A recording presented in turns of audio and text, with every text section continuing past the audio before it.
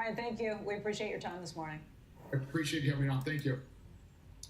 Coming up, more of today's top stories, including the latest on the Iran war. President Trump says he's delaying or possibly canceling a strike. It was scheduled for today. We'll bring you the details after a break.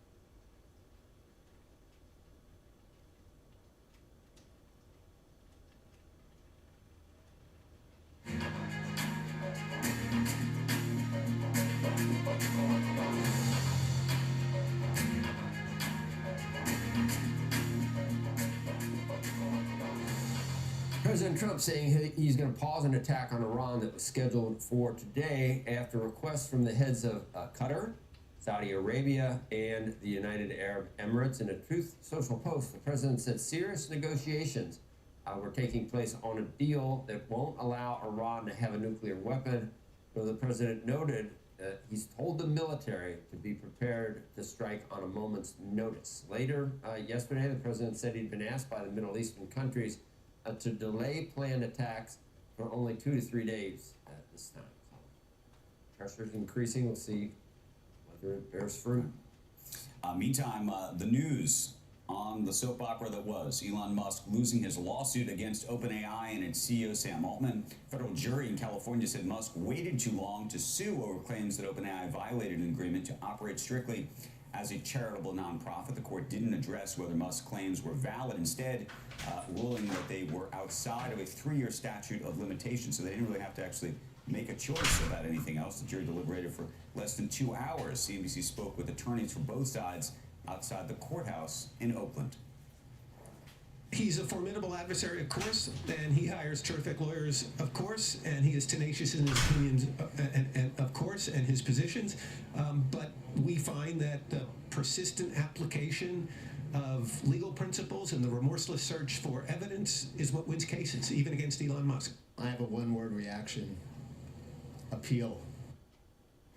On X, Musk calling that decision a calendar technicality, and it'll be very interesting to see whether he appeals, if he appeals, how that appeal What would is work. the statute of limitations on something like that? Apparently, the statute is a 3-year statute. 3 years. Now, maybe there's an argument about when the statute should begin. Potentially, you could sort of Don't we wish debate that, but I think this is a hard one at this Elon point. went in and was talking to the clerk at the court. Yeah.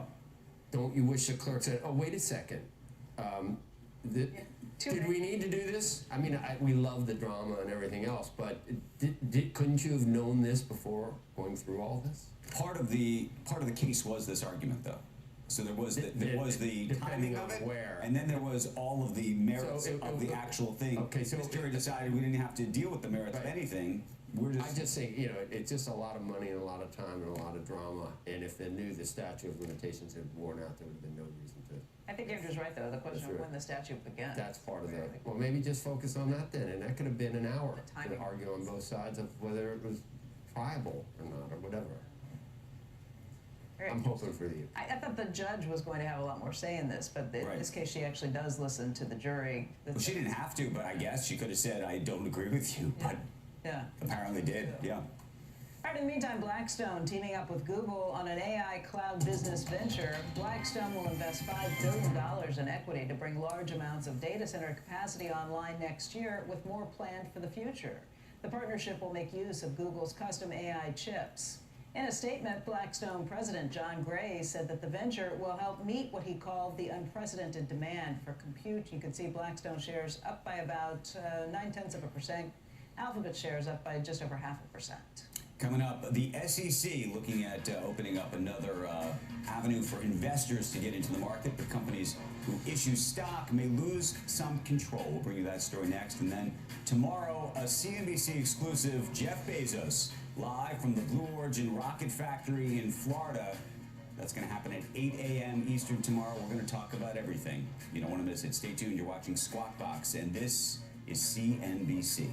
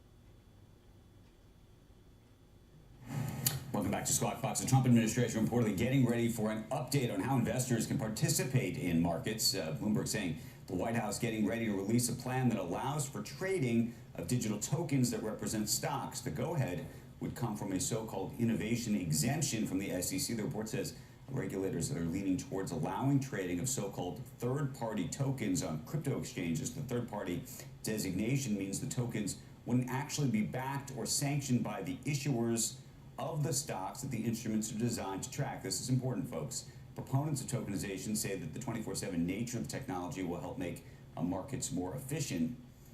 But the whole idea of tokenizing a stock and potentially owning, quote, a token that's not actually backed by the issuer, to me, seems problematic, or at least raises questions. Interestingly, I don't know how much you guys followed it just in the past week, Anthropic recently came out with a terms of service about its own stock. So there's a lot right now of Anthropic stock in the, quote, secondary market, where people have bought them through special purpose vehicles and other things without necessarily authorization from the company.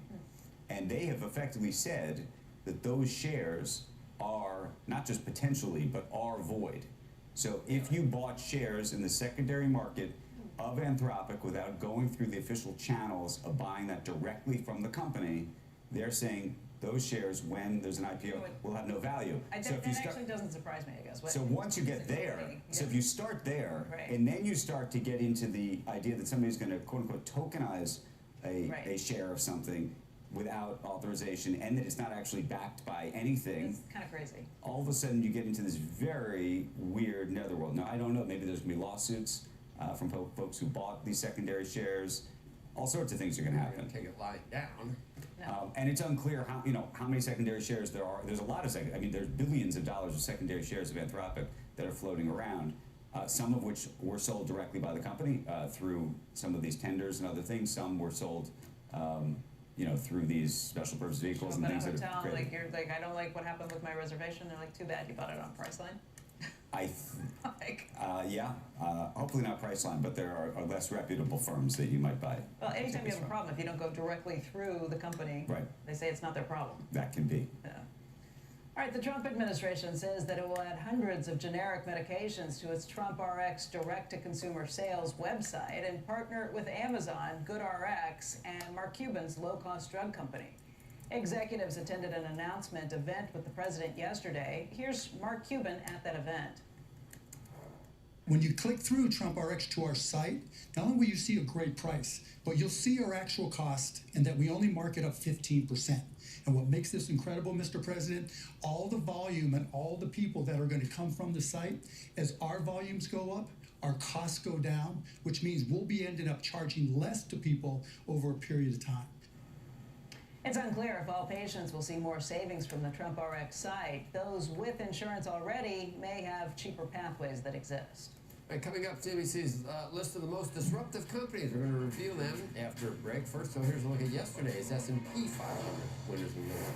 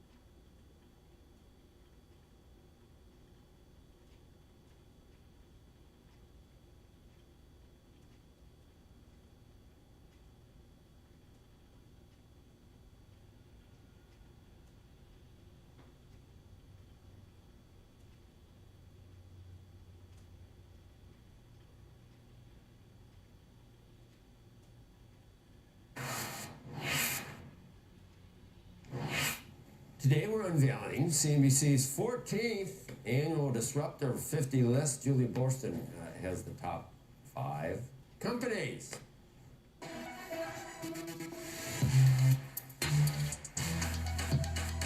Number 5, Ramp. Valued at $32 billion, the fintech giant now has more than 50,000 companies using its platform for everything from corporate cards and expense management to vendor payments. Number 4, Anduril. The $61 billion defense tech giant uses AI to build next-generation autonomous weapon systems. In March, the company won its biggest contract yet, a 10-year deal worth up to $20 billion with the U.S. Army. Number 3, Databricks. The analytics giant now serves 20,000 customers, including 70% of the Fortune 500. Valued at $134 billion, Databricks has strategic partnerships with OpenAI, Anthropic, and others. Number 2, OpenAI. Since kickstarting the AI boom with ChatGPT back in 2022, the platform has grown to more than 900 million weekly users. OpenAI recently closed a record $122 billion funding round, valuing the company at $852 billion. Number 1, Anthropic. Despite being labeled a supply chain risk in its legal battle with the U.S. government, the AI startup has seen historic growth, with revenue and usage increasing by 80 times in the first quarter of 2026. Anthropic's rise has been fueled by the explosion of its Claude Code tool, which is revolutionizing software development. The company is currently in talks to raise even more capital at a whopping $900 billion valuation. We're thrilled to be in a position where we have so much demand for the Claude models. And I think we are always diligently working around the clock to make sure that we're able to meet customer demand as it comes along. Anthropic and OpenAI dominate the list in terms of valuation and money raised. If Anthropic closes the funding it's now in talks for, along with OpenAI, the two companies would account for $1.75 trillion in combined valuation and the majority of the $337 billion raised among the 50 companies on the list. I spoke to Anthropic co-founder Daniela Amodei about the state of the company's relationship with the government, given Anthropic's ongoing lawsuit against the Pentagon, calling on it to lift the supply chain risk label that it gave Anthropic. Our long-standing history of productive partnership with the government gives me, a lot of hope that I think we have more in common than we don't. And I don't know. Obviously, it's impossible to know the future, but my sense is there's a lot of work that we think needs to be done between Anthropic and all of the labs and all of the major technology companies in the government. And I absolutely believe that there will be plenty of work to go around and a path forward there. When I asked Amodei about the White House wanting to screen new AI models, she said she believes in reasonable regulation where maybe there's a review of models only when they're at a certain threshold level in terms of their capacity. So, guys, you can find more from my interview with her, as well as more about all the companies on the list at cnbc.com/disruptors. Okay, so how much would we have all made if we had invested in the disruptor list now? We always talk about the disruptor index and what would have happened. Yeah, so our Disruptor 50 index has outperformed the S&P 500, and it has outperformed the NASDAQ most years. I don't know if we feel can like pull up the everything chart. has to change now. Yes, so what happens is once a company goes public, it graduates from the list and it's added to our Disruptor 50 index. The real question is what's going to happen this year, because there are so many companies on this year's list that are expected to go public. Whether it's from past years' lists like SpaceX, which was a top list for many years, or even if you look at OpenAI, Anthropic, Databricks, another huge one. How long have they been on the disruptor list? Because now they really don't feel like disruptors. They feel like they are the industry. And that's partly because these companies stay private for so much longer than they used to. Yeah, especially if you look at a company like Databricks, which has stayed private for so long. It's so big, it is expected to go public, and it really becomes maybe not a startup anymore. Certainly, we couldn't call these companies startups, but they are private. And if you look at a company like Anthropic and OpenAI, you have to ask, how much are they powerful because of their partnerships with the incumbents? Mm-hmm. So how much did OpenAI benefit from its partnership with Microsoft in those early days. And then, of course, you have Amazon and others backing some of these giants now. But they are giants. But they are changing the establishment and disrupting the status quo. I know, they're just so big at this point. Yeah. Very cool. Julia, thank you. It's pretty amazing.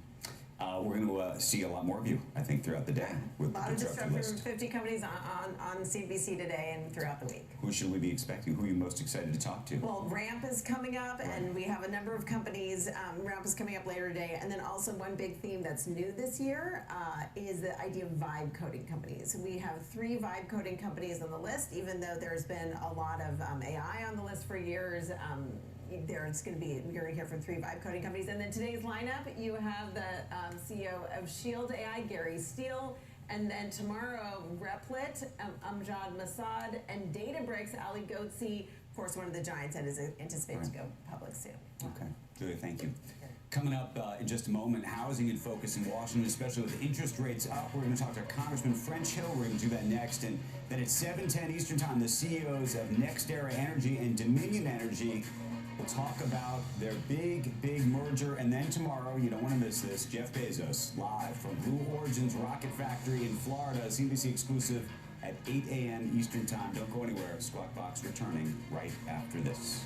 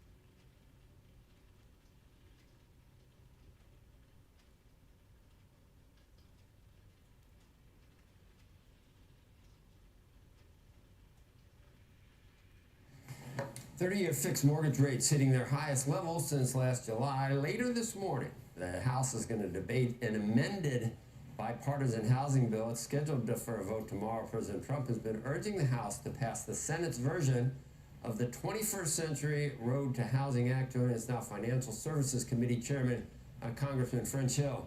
Congressman, always good to see you, Mr. Chairman of the Financial Services Committee. Is this something that we can definitely say, and I'm talking about some of the provisions, does it make sense to you to disallow corporate ownership? Because there's been arguments from free marketers at the Wall Street Journal that it makes no sense to do it this way. Well, good morning, Joe. President Trump in his State of the Union made clear that he thought that over the years there'd been a real challenge with two moms and dads trying to go out and buy a house for cash and finding out that they were competing through their realtor with some big institutional investor. I think that's a small number of houses across the country, but it is an issue, and people have raised it to the Vice President and President, so it was in the State of the Union address. And I told the President we ought to be able to find a way to put some limitation on that without disrupting capital flows into housing. That's the key component, because institutional investors provide a lot of capital to capital flows, both in single family construction as well as in build to rent, senior housing, and the like. So we wanted to try to find a way to meet the President's objective without disrupting capital flows into the residential real estate business. And I'm fearful that the text that was in the original Senate bill that they passed does not do that. It had this required sale of any new constructed homes to be sold within 7 years if they were built by an institutional investor. And I think that mandate is something that people in the House on both sides of the aisle can't support. So one of our key amendments is to take that mandated sale out of the Senate provision. I mean, I can think of, you need so many workarounds to make this make sense that the benefits in the first place almost look like the small benefit you're getting from this, the things you need to do workarounds for outweigh the small benefit. I'm talking about, institutional owners, they're able to renovate properties at scale. They got the money to be able to do that. Liquidity in distressed markets. Corporate landlords increase the supply of professionally managed units for rent, so that this is going to hurt the rental market. There's so many good things that happen from it. To find the reasons or rationale for doing it, it's buried somewhere in all these positives that come from it. And I know the President a lot of times has, he's competing against some of the most populist ideas in the world. We've got a mayor here named Mamdani. We got the most populist ideas in the world are suddenly gaining traction, like we need to try them again. So I understand that we're forced to do that, but in your heart of hearts, do you think this is a smart move? Well, as I said to the President, I said this is a tough issue to do. We understand your well-intentioned meaning, but it is tough to craft it and have the exemptions to it that still facilitate capital flowing into residential real estate. Back in the 2008 financial crisis, I can remember many banks, including my own bank, that had really hundreds of unfinished houses that buyers had walked away from, and how great it would have been to have an institutional buyer to come in and help clean up some of that troubled credit, for example. So we know that both in the troubled markets and in growing markets like build to rent, that institutional investors provide a lot of that capital. We've tried to make changes in the Senate bill and our proposed amendments that ameliorate some of those concerns and take out certainly the most concerning, which is a mandated sale, which Paul Clement, the former Solicitor General to the United States, says to him appears unconstitutional, that it's a taking, mandating a 7-year sale on newly constructed, say, build to rent, for example. So that's a concern, and we've tried to address it in our House amendments. Mr. Chairman, while I got you, can I ask you about all these, the news in recent sessions about all the stock trades that the President, whether it's him or I guess it's someone on his behalf, has made? I mean, staggering numbers. And he's, I guess, exempt from the conflict of interest that everybody else is subject to. So I think he's allowed, but it not typically done. It hasn't been done by presidents in the past. Do you know who the third party is? Is it in a blind trust? I know that there was some conjecture that maybe Eric and Don Jr. were involved, but I think Eric said to imply that is beyond the pale, be better. That's not what's happening. They make no decisions on any of these trades. But the number of trades that we saw in a lot of stocks that are influenced by some of the things that the president has done, it just doesn't smell good, doesn't look good, does it? Well, I know the president's been very critical of members of Congress Right. in trying to manage their own stock portfolios, for example. I don't know the particulars in his case, but I did work in the executive branch, and I know the Office of Government Ethics does have strict requirements for holding of positions and disposal of positions and who manages those positions in a third-party context when you're in the executive branch. And I believe that the vice president and the president still have to comply with the Office of Government Ethics in terms of who manages their investments and what investments they might have to dispose of. So I'll have to defer the answer to your question because I don't know enough about it, but I know that here in the House we have to report all trades and we have an annual reporting, and Brian Stile, the chairman of our administration committee, is working to find some additional limitations and additional disclosure connected to individual stock names for members. Well, I had 58 trades a day, I can tell you. All I wish, I was a broker at Merrill Lynch. That'd be a great account if you were doing, especially in the old days, if it wasn't a wrap fee, if you were getting commission. That's a lot of trading. So you're willing to, you think that the benefit of the doubt should go to the president at this point in terms of whether. Well, I think the benefit of the doubt should go to the Office of Government Ethics on what rules and parameters they set up for the president and vice president. Okay. Chairman, the only sort of public policy question I have about all this, and it's really for just the integrity of Congress, the White House, and everything else, is what you think the best policy should be. Meaning, do you think a blind trust does it for you? In this case, I don't think it was one, but should it be that you can buy or sell once or twice a year at a specified time? I mean, I'm sure you've thought about this. What do you think is the perfected version of this? Barring the idea that you can't trade at all, which by the way, there's a lot of people in the country who think that Congress and the White House shouldn't be able to trade, just own mutual funds and things like that. Well, the House proposal is something similar to that, which is you can hold mutual funds and you can hold exchange-traded funds, but you cannot trade individual stock names, is the proposal that's before a House committee now for the reasons that you outline. But people come to Congress and they come to the presidency, obviously, with various investments in real estate and operating businesses and stocks. And so that's why in the executive branch, those are looked at with a fine-tooth comb. And cabinet members and others are required to divest certain positions that are a clear conflict of their particular job. Or in some instances, they are allowed to use a blind trust. I think the main issue here is disclosure and fair rules that are transparent so that the American people know what the facts are in the executive branch and the legislative branch. Secondly, let's remind all your viewers that insider trading is illegal. Whether you're a member of Congress or in the executive branch or not, period, full stop. And all the ethics rules on the House and Senate and in the White House and the cabinet are exactly to add burden to that, add disclosure, add transparency to something that's obviously already true, which is any use of personal inside information to trade stocks is illegal. Right. Very true. Okay. Mr. Chairman, thanks for joining us this morning. You bet. Great to be with you. Okay. Have a good week.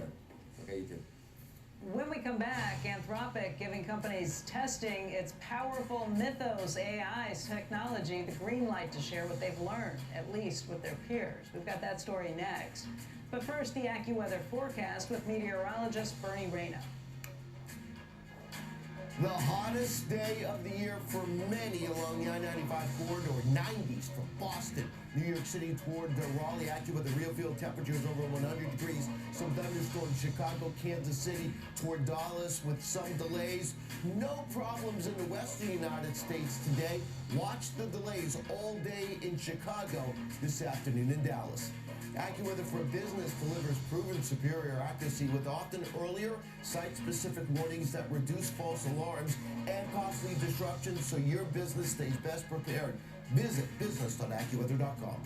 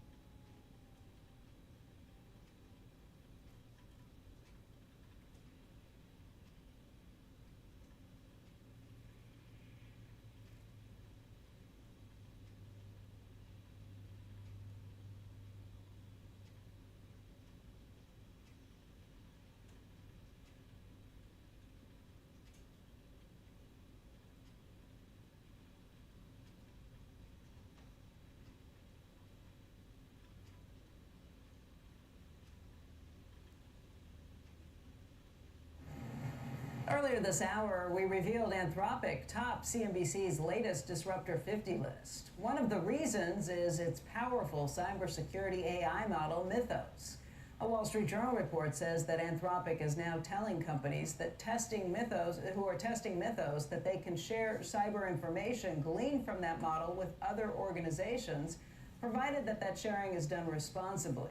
In a statement to CNBC, an Anthropic spokesperson said that the company has evolved its confidentiality protections to allow for more information sharing and what it called maximum defensive impact. I assume all of these companies are part of Project Glasswing. That's the project that this has been released under. It grants limited access to companies like Apple, Google, Microsoft, a number of financial institutions, and some government security agencies as well. I assume that they can share that information now with each other and not others that haven't already been opted in. No. My understanding is it's broader because what was happening, and I heard it from smaller banks around the country, banks in Europe, there was a whole group of people who were furious about this. Because they weren't allowed in?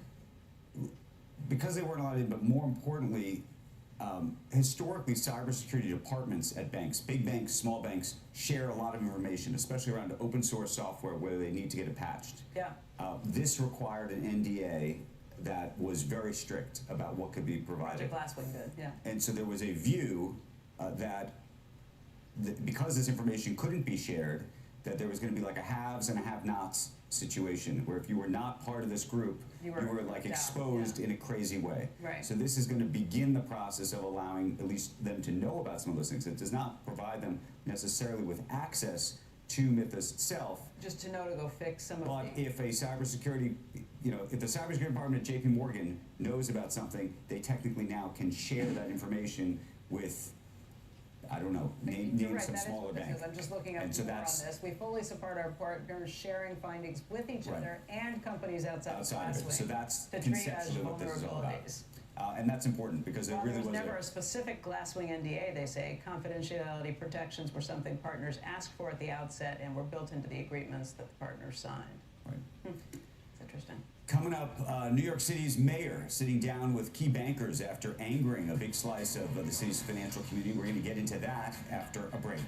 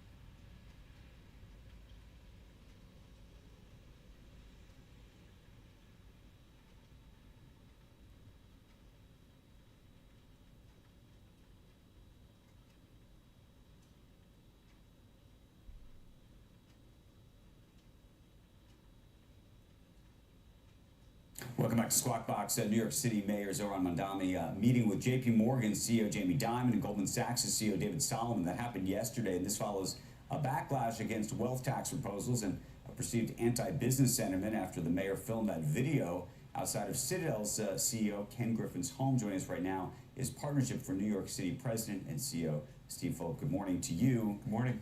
Can you give us a little bit of a readout from what took place at these meetings? So I think it's kind of a tour of getting to know the business people. So we're kind of 4 or 5 months in.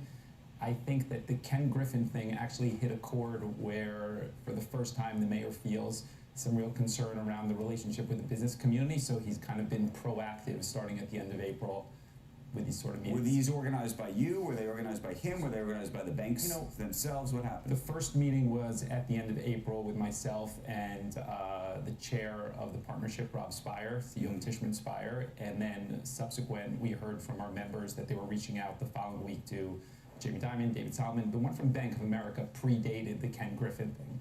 It just became more of a sense of urgency, I suppose, to get it on the books because of the narrative there. Has the mayor suggested to you, putting aside the policy on the tax, which Yeah. we can talk about, that the video itself, which seems to be so central to all of this, was a mistake? Has he said that or no? So, or does he believe in the video? When we met with him 2 days after the video, we urged him to apologize or acknowledge that it was a mistake. He was reluctant to do that, largely because of the narrative that it would have created. But I think if you were in kind of a closed meeting with him, he would recognize that he would have done it differently. I mean, he's pretty clear about that. But, we're here, and I don't think, 3 weeks after the fact, you're going to get any sort of public apology. So we are where we are. How much of these conversations about effectively what the video represents underneath the video, or about the actual policy as it relates to taxing the wealthy, taxing the pied-à-terre tax, and the sort of mechanics of that? So the meetings at this point are more performative. That's probably the biggest concern, right? So it's good that he's doing outreach. It's good we're having these conversations, and that needs to continue. The real question is, what's the next step from a policy standpoint? There's no give or reason for him to kind of move at this point from his posture that the tax policy that he's proposed is good, which is part of the problem for the business community. But there's a bigger narrative here that's problematic. I mean, there's a regulatory policy framework here that's more difficult than anywhere else. There's a sentiment and tenor that vilifies businesses. So I think it's just more complicated than that. This tone right now is just get to know you. We are thankful that you're here, and we want to build a relationship. On the pied-à-terre tax itself, where do you stand? And has the business partnership come out with any kind of proposals on your own that say, look, the way you can actually balance this budget is by doing X, Y, Z, and then maybe that doesn't include this pied-à-terre tax or something else? So let's talk about the pied-à-terre tax. I mean, we certainly understand the politics of tax the rich and the Russian oligarchs and the Saudi princes, but what we've tried to highlight is that you have a lot of companies that have a presence here in New York. CEOs are elsewhere, like Citadel, like Disney, like Moelis, members of the partnership. The CEO spends a lot of time here, has a presence here, have grown companies here, but they are subject to this tax. And what we've said is that really the person that you want to penalize? Or a good example would be, even if you have a house elsewhere in New York, let's say you live in Westchester or Suffolk County, and you have an apartment in New York City, you're subject to that tax. And we would say, should you be penalized on that? So it was kind of a hasty decision that they had a problem implementing. They did it because of the rhetoric around tax the rich, which is good politics. But at the core of it, the implementation is a real problem, and it sets a tone that is really combative towards the business community. But what is the solve? I mean, I think ultimately you have to say to yourself, there's a problem. There's an actual problem, which is the math doesn't match. Yeah, is the problem that New Yorkers aren't taxed enough, or is the problem that there's too much spending? No, you don't have a revenue problem here because you've grown faster than inflation. At the core of the problem is you have some entitlement programs that exist in New York that don't exist anywhere else. Like, talk about the rental assistance program. FEPS. I mean, the mayor would be here, he would tell you that we're not expanding it, but at the core of the problem is, should that program exist at the city level? Of course, it's a vital service. It used to exist at the state level. It's a multi-billion-dollar program, but that drives the budget.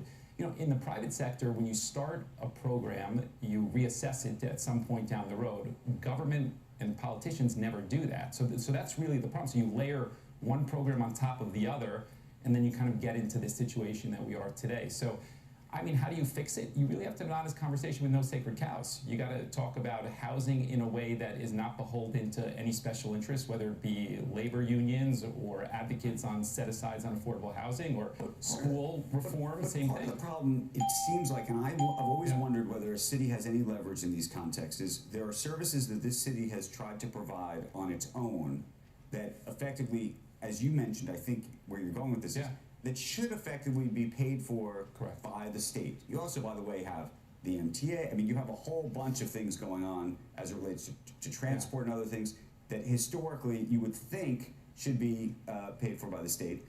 But the state doesn't want to pay for it, and if you're living in Albany, you're like, or Syracuse or Ithaca, you're like, I don't want to pay for these people. Right. And so what kind of leverage does the city have or not have over the state? It's historically been, if the mayor can be super popular and the governor can be less popular, that's been the leverage.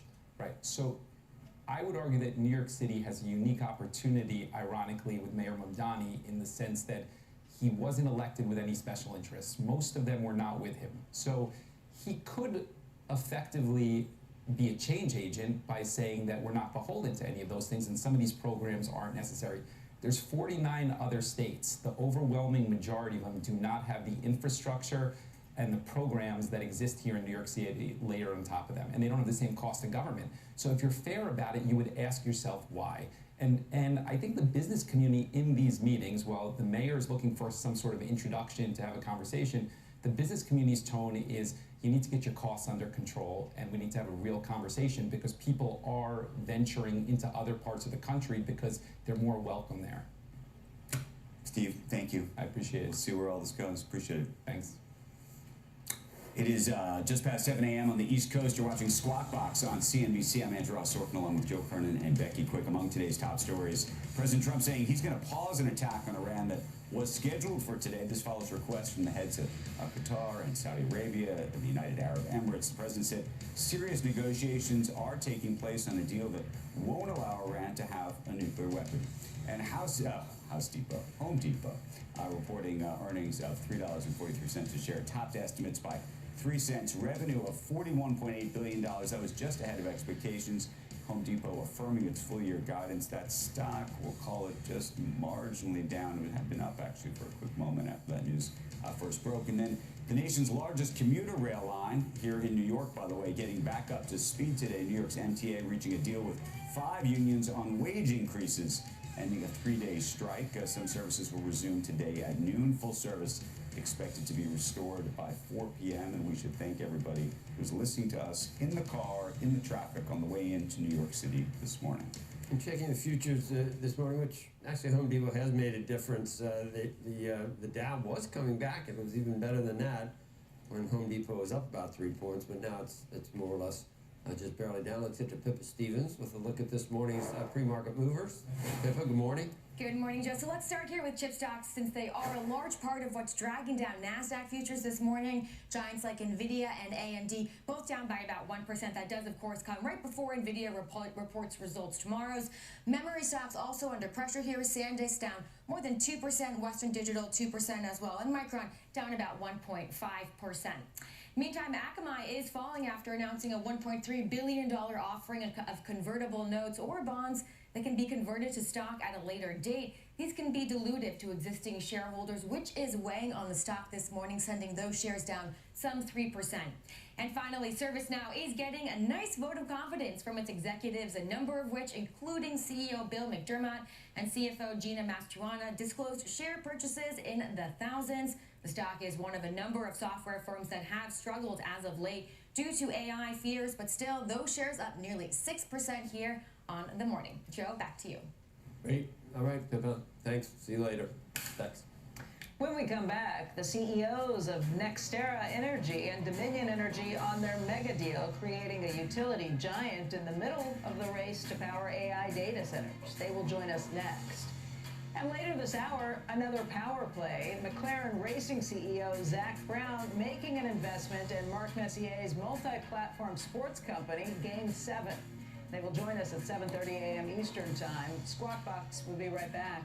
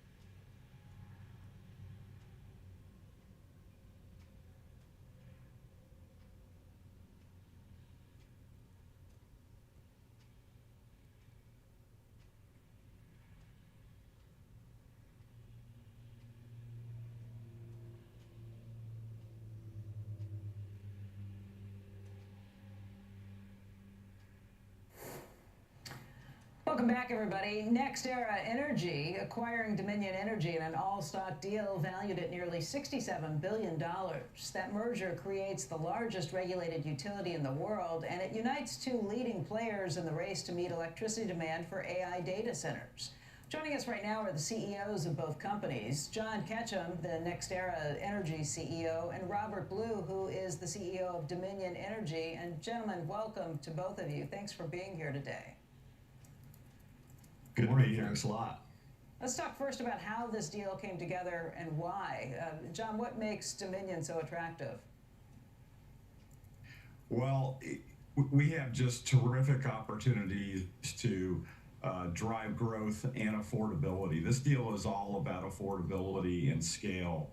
In our industry, bigger, is better, and this is going to create the world's largest rate-regulated utility, third largest energy infrastructure company in the United States. And that's really, really good for customers because we're able to spread cost out over more investments. We're able to buy at a lower cost, build at a lower cost, operate at a lower cost, and finance at a lower cost. And driving affordability is what it's all about in our industry.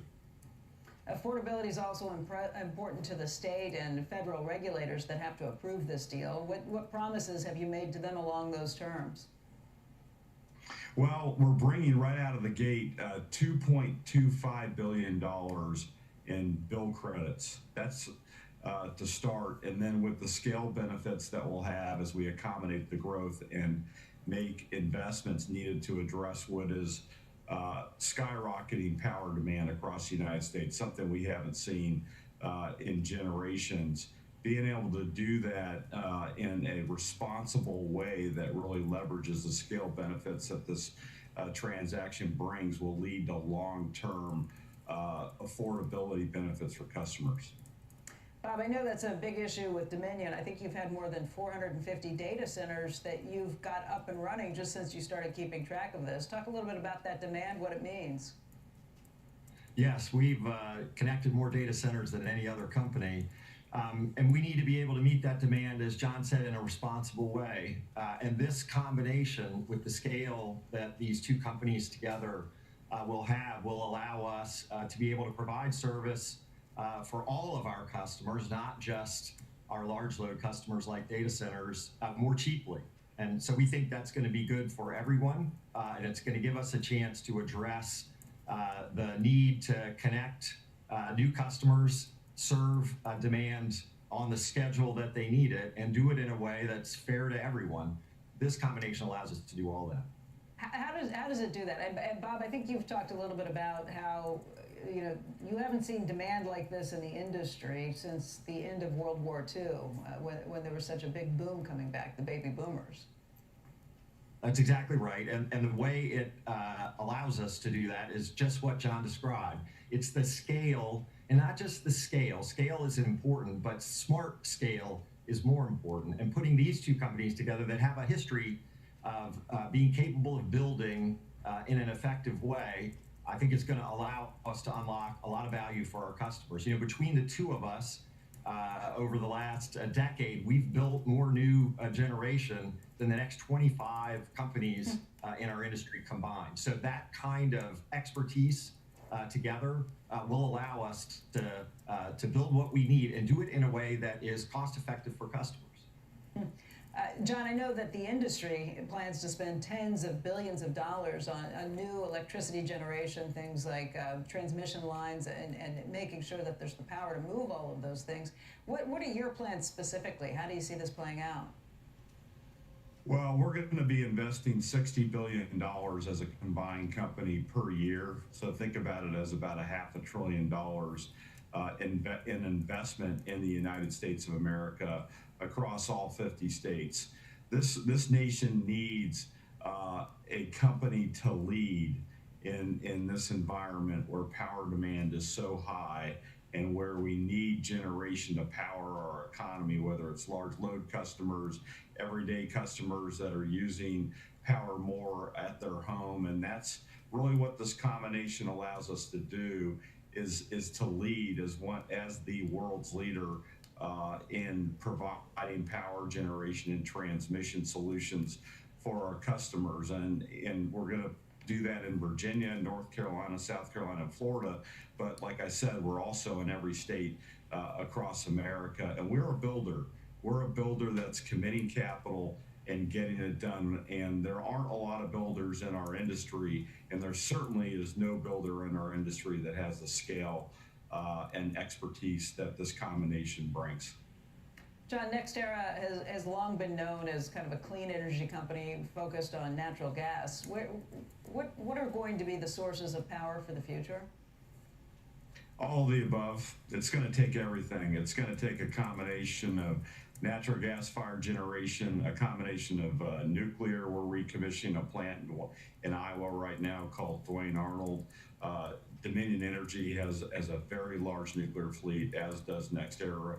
When we put those two together, we're going to be number 2 in the United States in terms of size of nuclear. It's going to take renewables. It's going to take storage. It's going to take transmission build out. It's going to take gas pipelines. All those things we do. And this combination is going to allow us to do it more affordably than ever for the benefit of our customers. A new AI data center can consume, I read, up to 1,000 Walmarts, basically, the same power generation needed to power 1,000 Walmarts. The data center growth, and Bob, I know that you guys are there and, Data Center Alley, basically, in Virginia, where a lot of this is built up. Is there pushback that exists from neighborhoods saying, we don't want this in our backyard at this point? What do you do about that, and how does that impact potential future growth? Any energy infrastructure, frankly, any infrastructure causes folks who are impacted by it to have a reaction. That's understandable. We've been doing this for decades. And the appropriate way to go about it is to communicate with people early, to be honest with them, straightforward, explain the benefits of the infrastructure that we're building to the neighborhood and to society. Our companies, as John mentioned, we're builders. We've done this for a long time, but we need to step up our game in terms of communicating with communities. I think we're seeing that more and more across the industry, and we need to work with our customers who we're building for jointly to effectively communicate with the folks who are impacted by infrastructure. We can do it. We've done it for a long time. We'll keep doing it in the future. And finally, John, I'd just ask, again, this does require regulators, both state and local, to sign off on it. Are you confident that you'll get those approvals? Yes, there's no overlap in terms of the operations of putting these two companies together and the benefits that we're bringing with the $2.25 billion in bill credits. We have dual headquarters. The operating teams that customers are used to working with every single day in the local operations, the names, the faces, the trust they've developed with those teams are going to all remain in place. And so I think we've really tried to be thoughtful about making sure that we are bringing the right level of customer benefits to this transaction. We think the near term with those credits, the long term with the scale, the dual headquarters arrangement, and leaving the management teams in place who have done a very good job over with Dominion Energy puts us in a great position. John and Bob, thank you both for your time today. Thank you. Coming up, CNBC kicking off a new series called The AI Economy. It's focused on how the technology is impacting growth, jobs, and your life every day. Our Steve Leisman spoke to AT&T CEO John Stankey about how AI is transforming the 150-year-old company, and we're going to have that next. And then tomorrow, you don't want to miss this, Jeff Bezos right here on Squawk Box, live from the Blue Origin rocket factory in Florida. That conversation starts at 8 a.m. Eastern Time. We're going to talk about everything with him. Don't go anywhere. Squawk Box returns after this.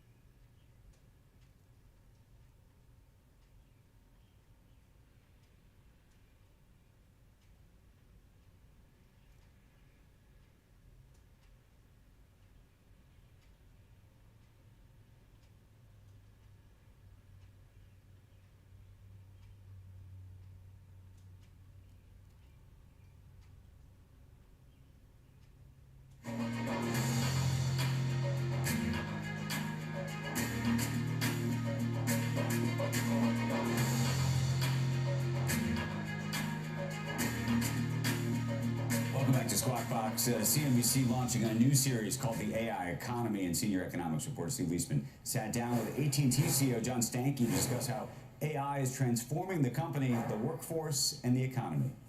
Hey, good morning, Andrea. AT&T riding the AI wave both from inside and the outside. It's boosting capital spending, laying all that fiber you need to ferry the data from homes and businesses to those data centers. CEO John Stankey says AI is also changing how the company works, who it hires, creating significant implications for college graduates and the U.S. educational system. We need trade. You know, we need people who know how to actually work with electricity. We need people who understand photonics. We need people who can go into folks' homes and connect this infrastructure to make it work right. We need folks who understand how to turn up software on this equipment to make it work properly. And so we've been actively hiring and bringing folks in to do that. We brought in probably 10,000 technicians over the last 3 years that are the front side of this, trying to make sure everybody's connected and has access to our fiber and wireless networks to do things. We'll do a 3,000 this year. We find that we've got to go out and find them, train them, and send them to come in. It's not like we're growing them on trees in the United States. And when you see the amount of growth in data centers and the demand for fiber and infrastructure to connect those, I think that demand is going to be higher, and it's going to be more difficult to get employees in who know how to do these things. It sounds like you're saying there's sort of a misalignment between what the structure is to provide and train employees and what business, especially AT&T, needs. Yeah, I probably have a point of view personally that maybe we've, as a society and within the United States, we've put a huge premium and value socially on a college degree, maybe for good reason.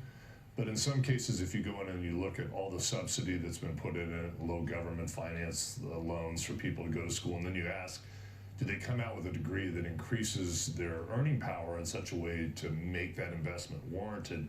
We maybe have missed the mark in some places.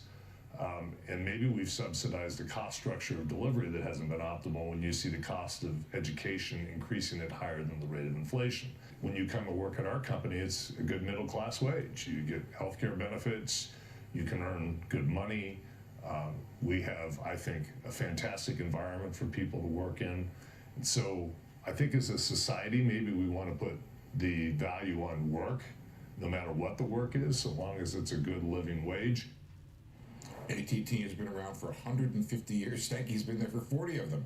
While the company has ridden waves of technological change before, Stankey says this one feels bigger and more consequential, and it really just affects everything we're talking about. Are you ready to tell your kids to go into the trades and not to college? I don't know about that. Would you tell your kids to do the same thing? No, I did not do that, and I would not do that. I'm still a big proponent of the liberal arts education because I think my take on this is, when I look at the numbers, you enjoy a much lower unemployment rate if you have a college degree over the span of your life.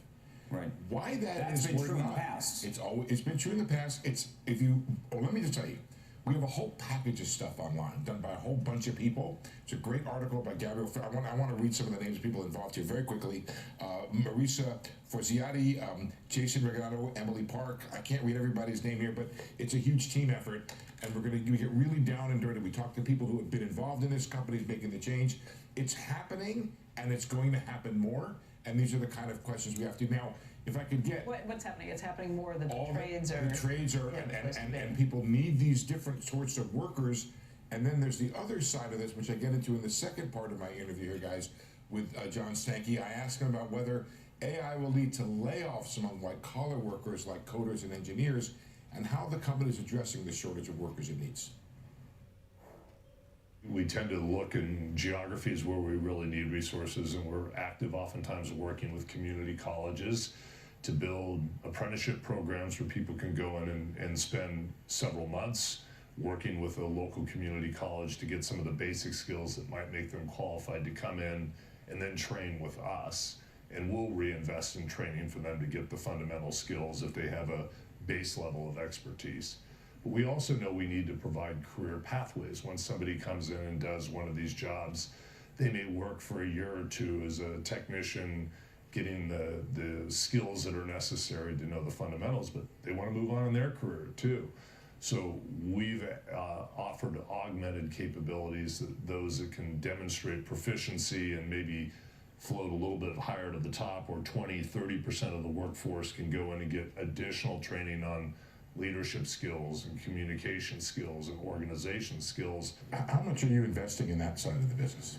Oh, we've invested a tremendous amount. We allow technicians who come in to take advantage of tuition aid if they want to start going and using outside resources to build some skills. And you know, probably over the last 3 years or so, over $5 million of tuition aid into the technician ranks alone, not counting what we do in the broader employee body. So while you're doing this work here on the trade side, does that mean fewer coders and engineers you're hiring on the other side? Well, in our case, it has not been fewer, but we clearly are seeing some upticks and improvements in our productivity of how much code and infrastructure we're able to build than what we were able to do 2 years ago. We're past 30% improvements in coding productivity.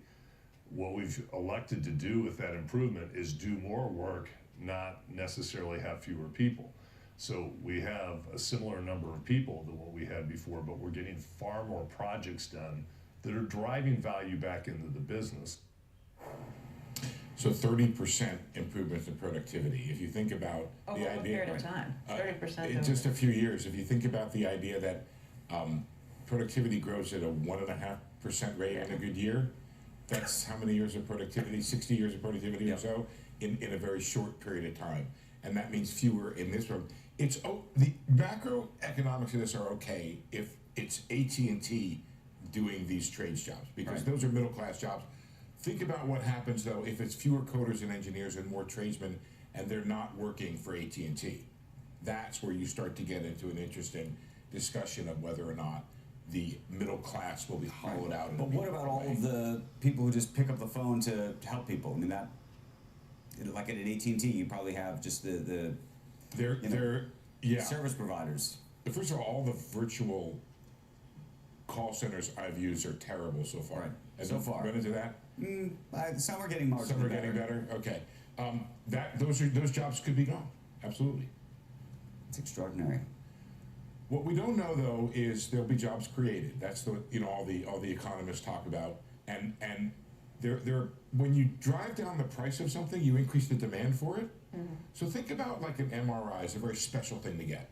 Right? Everybody comes back to the MRI, though. Like that, Jensen Hong has talked about that. Andrew mentioned it last week. I mean, everybody comes back to the MRI example. It's the only one that. I think I've heard it 6 times in the last 3 weeks. Well, which example, though? The idea that there will be more radiologists needed or fewer? More radiologists needed because demand goes up with it. But I haven't heard anybody else play that out. Yeah, the radiologists. I think it's a short-term blip. Not that more people aren't going to get MRIs, Then you won't need but the idea that you're going to need the radiologist to look at the thing and to communicate with you. You might ultimately end up communicating directly with the computer, and it'll provide you with the answer to the MRI rather than you having the conversation with the radiologist. That actually happened to me. I was in.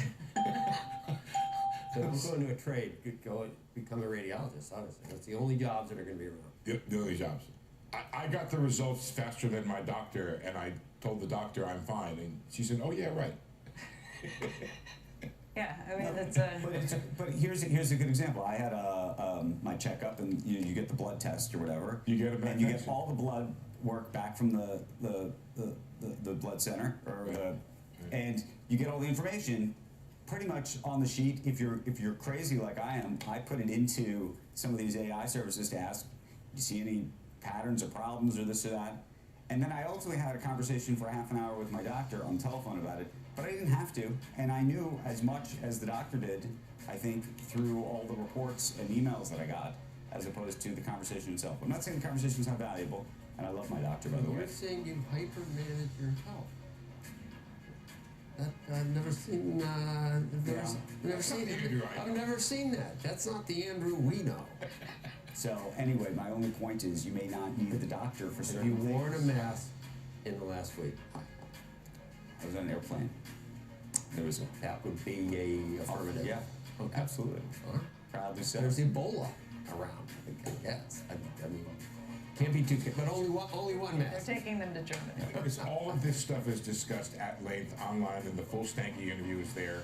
So hopefully, Andrew, you'll have your I will. virtual assistant read all that stuff I'm gonna online have and give you a quick executive summary. I'm going to get my along with your blood test. my AI agent. Did you have anything out of that? I had one too recently. Did you have anything out of the range? I'm looking good. Yeah, nothing out of the range, right? Yeah, it's good. Steve, thank you. Thank you. Appreciate it. Coming up, another player emerging in the AI race, former Twitter CEO Parag Agrawal, now behind an AI infrastructure startup valued at $2 billion. He's going to join us at 8:40 a.m. Eastern. Squawk Box returns in just a moment.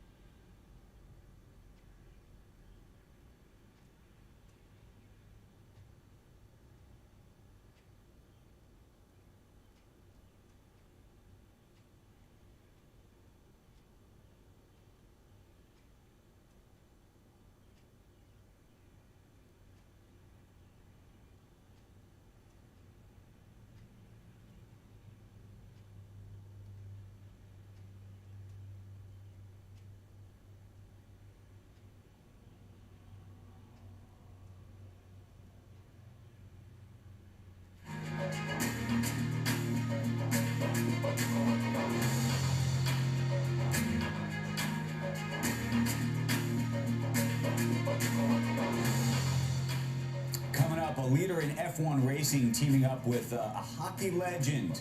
McLaren Racing CEO Zach Brown's making an investment in Marc Messier's multi-platform sports company, Game 7. They will both join us on Squawk Box in the Squawk Box Arena next.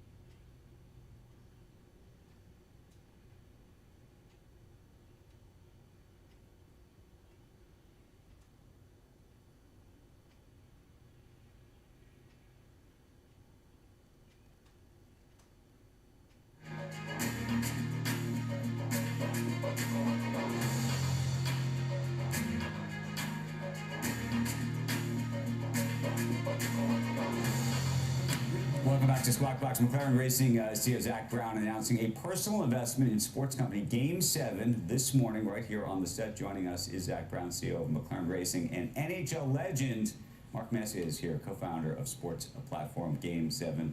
Good morning to you. We were talking about Game 7 Good morning. Last night. How did this happen? How did this all come together? Through a mutual friend, but I'm a massive fan of sports. I think sports are unbelievably hot as within our culture, and what Mark put together with his partners. I mean, Game 7, we all remember, whatever sport it is that you follow, the big iconic moments in sports. So I think to be able to take that emotion in sport and bring that into culture and media and licensed merchandise, I think is a fantastic opportunity. For those who don't know, tell us all about Game 7. Well, we're trying to take the two greatest words in sports and turn it into the greatest brand in sports through content, community, and commerce. We're licensed apparel for this NBA, NHL, WNBA. We got a content series on Amazon, 5 iconic Game 7s, and of course, like Zach said, we think that everybody in life has their own Game 7 moment. You don't have to have the literal sense of a Game 7. And teaching and giving our young boys and girls the tools to excel when the pressure is on the most. What is the biggest portion of the business right now? I would say our merch business right now is doing great. And of course, we're at the perfect time of year. With last night was a Game 7, so all the fans out there can get their sports merchandise through Amazon and eventually through licensing products and food and beverage. And we'll be tapping into a lot of different areas.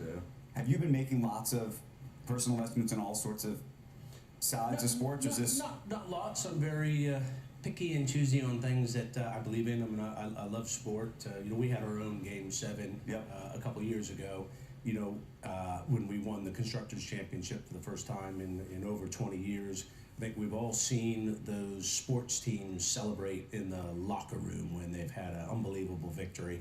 And that's what we had, because our last race came down to the last lap. And so to be able to experience that and then share that with fans in a variety of different ways they can consume it, I think is an awesome opportunity. Tell us about what's going on in McLaren land right now. McLaren land is in a good place. We almost won Miami, which would have been our 3rd in a row. Formula One is unbelievably hot, great here in North America. We're racing Montreal this weekend, of course, the Indy 500, the IndyCar Series. Life is good at McLaren Racing. We need to keep winning races. So I saw you guys announced a partnership with Intel.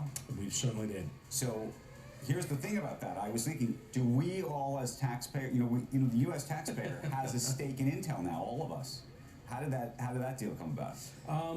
We have a huge partnership with Dell, and Intel's a huge a partner of theirs. We've got a tremendous amount of technology partners, and the stock's done unbelievably well, so you should be a very happy investor.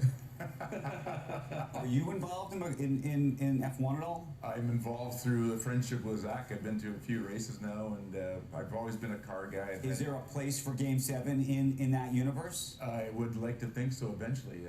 We just took down the Madison Club at Madison Square Garden, so we got our suite in Madison Square Garden. We got the patch on the Rangers jersey, and we're trying to move into different vehicles to really promote our brand. And obviously, if F1 is bringing a whole nother audience that doesn't necessarily have a Game 7 moment, but to Zach's point, when he told me about a couple of iconic races that he had been involved with, and it was his Game 7 moment, it really reflected on us that there's a bigger audience that this resonates with. Different question for you, which is right now, right now there seems to be so much heat around sports generally. And the question I think that a lot of people have is whether we're in some kind of sports bubble, meaning how many sports can actually succeed in terms of just the number of people in the audience that actually want to engage long term.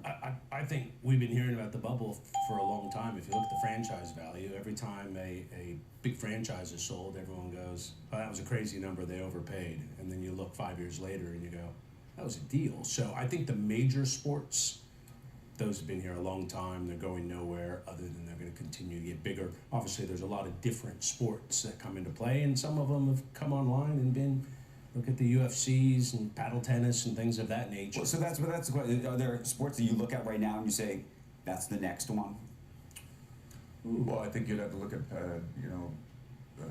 paddleball. I mean, you think about Olympic sport, for me, that's probably the one that seems to be everybody's playing. It's brought together a fan base and a demographic that necessarily wasn't really kind of getting into sports, and they can play it because it's not a little bit more low impact maybe. But for me, sports is always going to be the most iconic, in the moment reality TV, and it just keeps getting bigger and better. And science behind the sports is, to your point, F1. Even in our sport in hockey, the science and technology behind it is changing our sport every year. So the NHL, I can speak to more so than other sports. It's never been in a better place, both financially and from a talent perspective. It's incredible to see, and we had an iconic Game 7 last night that just brought the whole sporting world into it.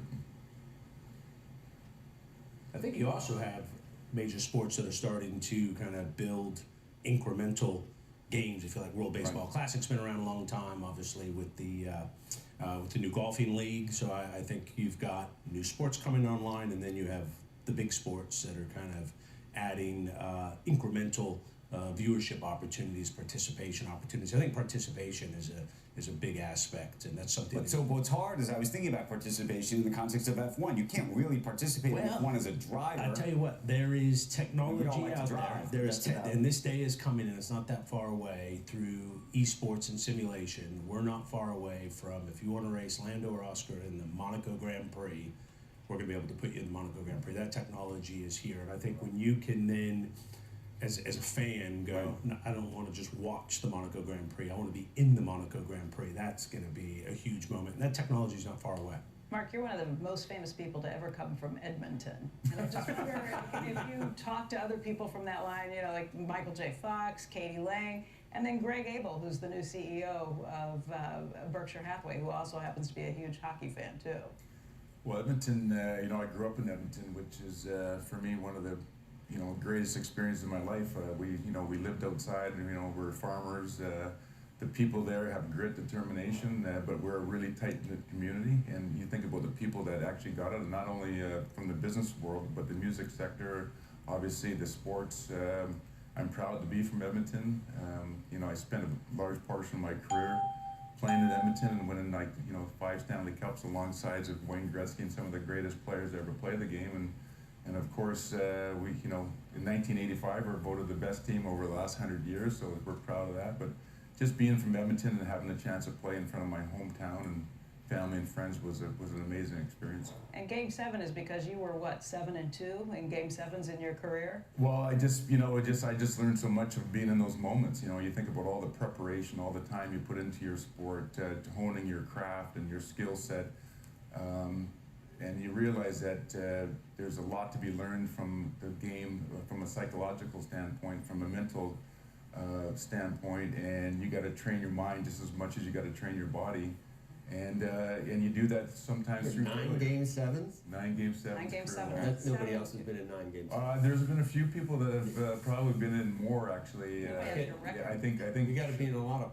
I think Chara might have. There's a lot of postseasons to be in 9 Game 7s. Yeah, I think there's 400 and some across the 3 major sports Game 7s over time. So, yeah, it's but you learn from your mistakes, you learn from your past experiences, and you learn from failure, and ultimately, in the end, you have to put yourself in a position to play your best when the stakes are the highest, and that's what Game 7 really is about: is how do you perform when the pressure's on, the most pressurized moment in sports. No baseball player.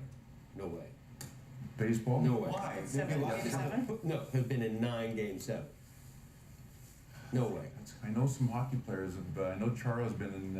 I know Justin Williams. I'm assuming there's a lot of basketball players that have been in a lot of games. In baseball, I should know. The earlier ones, some of them are 5-game series too. Right. That's true. Early on. Yeah. No baseball player has ever played in 9 Game 7s. No. Yeah. How do the licensing The most deals is work? 8, a record held So by like Mickey anything else, Mantle. you got to partner with the Mickey leagues. Mantle, You got to partner. So we went to the NHL and. Mark, you're one ahead of Mickey Mantle. That's not bad. Yeah. It's a good stat. Thank It you. is a good stat. Every game. That's a good question. Mickey would have won a lot. Yogi Berra was at You're 7, talking game to Mr. 7. Baseball right here. Baseball, yeah. He's a huge baseball fan. I love baseball. Every time you guys are out there, it's game 7 for you. Every race is game 7. Well, last year when Lando won the world championship, came down to the last lap. So I mean, that's game 7, winning 1-0, or as we say in England, 1-0. Zach, I thought from Cincinnati, I thought about 1975. That was game 6. Yeah. So it wasn't game 7. It wasn't game 7. It was game 6. John McEnroe says his game 7 was Wimbledon against Borg in the final set. You know, anytime it's a do or die situation, Super Bowl is a game 7. Every time. So are there any elimination? That's what I was going to go with this. Are there leagues or other sports that you want to get a licensing deal with? Of course. So who do you want that you don't have right now? Well, I think the NFL for us would be an amazing partnership as well, because it's not just a literal game 7 moment, and it is about performance under pressure. And when you look at the NFL, every time they play in the playoff game, it's win or go home. The Super Bowl is a win or go home scenario there. So the NFL for us is someone we've talked to and someone that we think would be a great fit because of what game 7 represents. And I keep getting back to, it's the life lessons that you learn of how to perform under pressure that the game 7 is really interested in, and also taking that story and handing it down to our young boys and girls that are aspiring to be the best that they can be, and what are the lessons that we've learned from the people who have done it the best in those critical moments. That's great. Well, we want to thank Zach and Mark. Squawk is like a game 7 every day. So you did very well. Every day. It was do or die. Do or die every day, and you did very well. So thank you. Appreciate it. For having us on. Put my toes in the water and move along. That's the other Zach Brown. Oh, that's the other thing. Okay. All right. Yeah. Coming up, sizing up the impact of President Trump's China summit. His senior trade and manufacturing advisor, Peter Navarro, is going to join us with some key takeaways from the trip. That's at 8:10 Eastern Time. Stay tuned. You're watching Squawk Box on CNBC.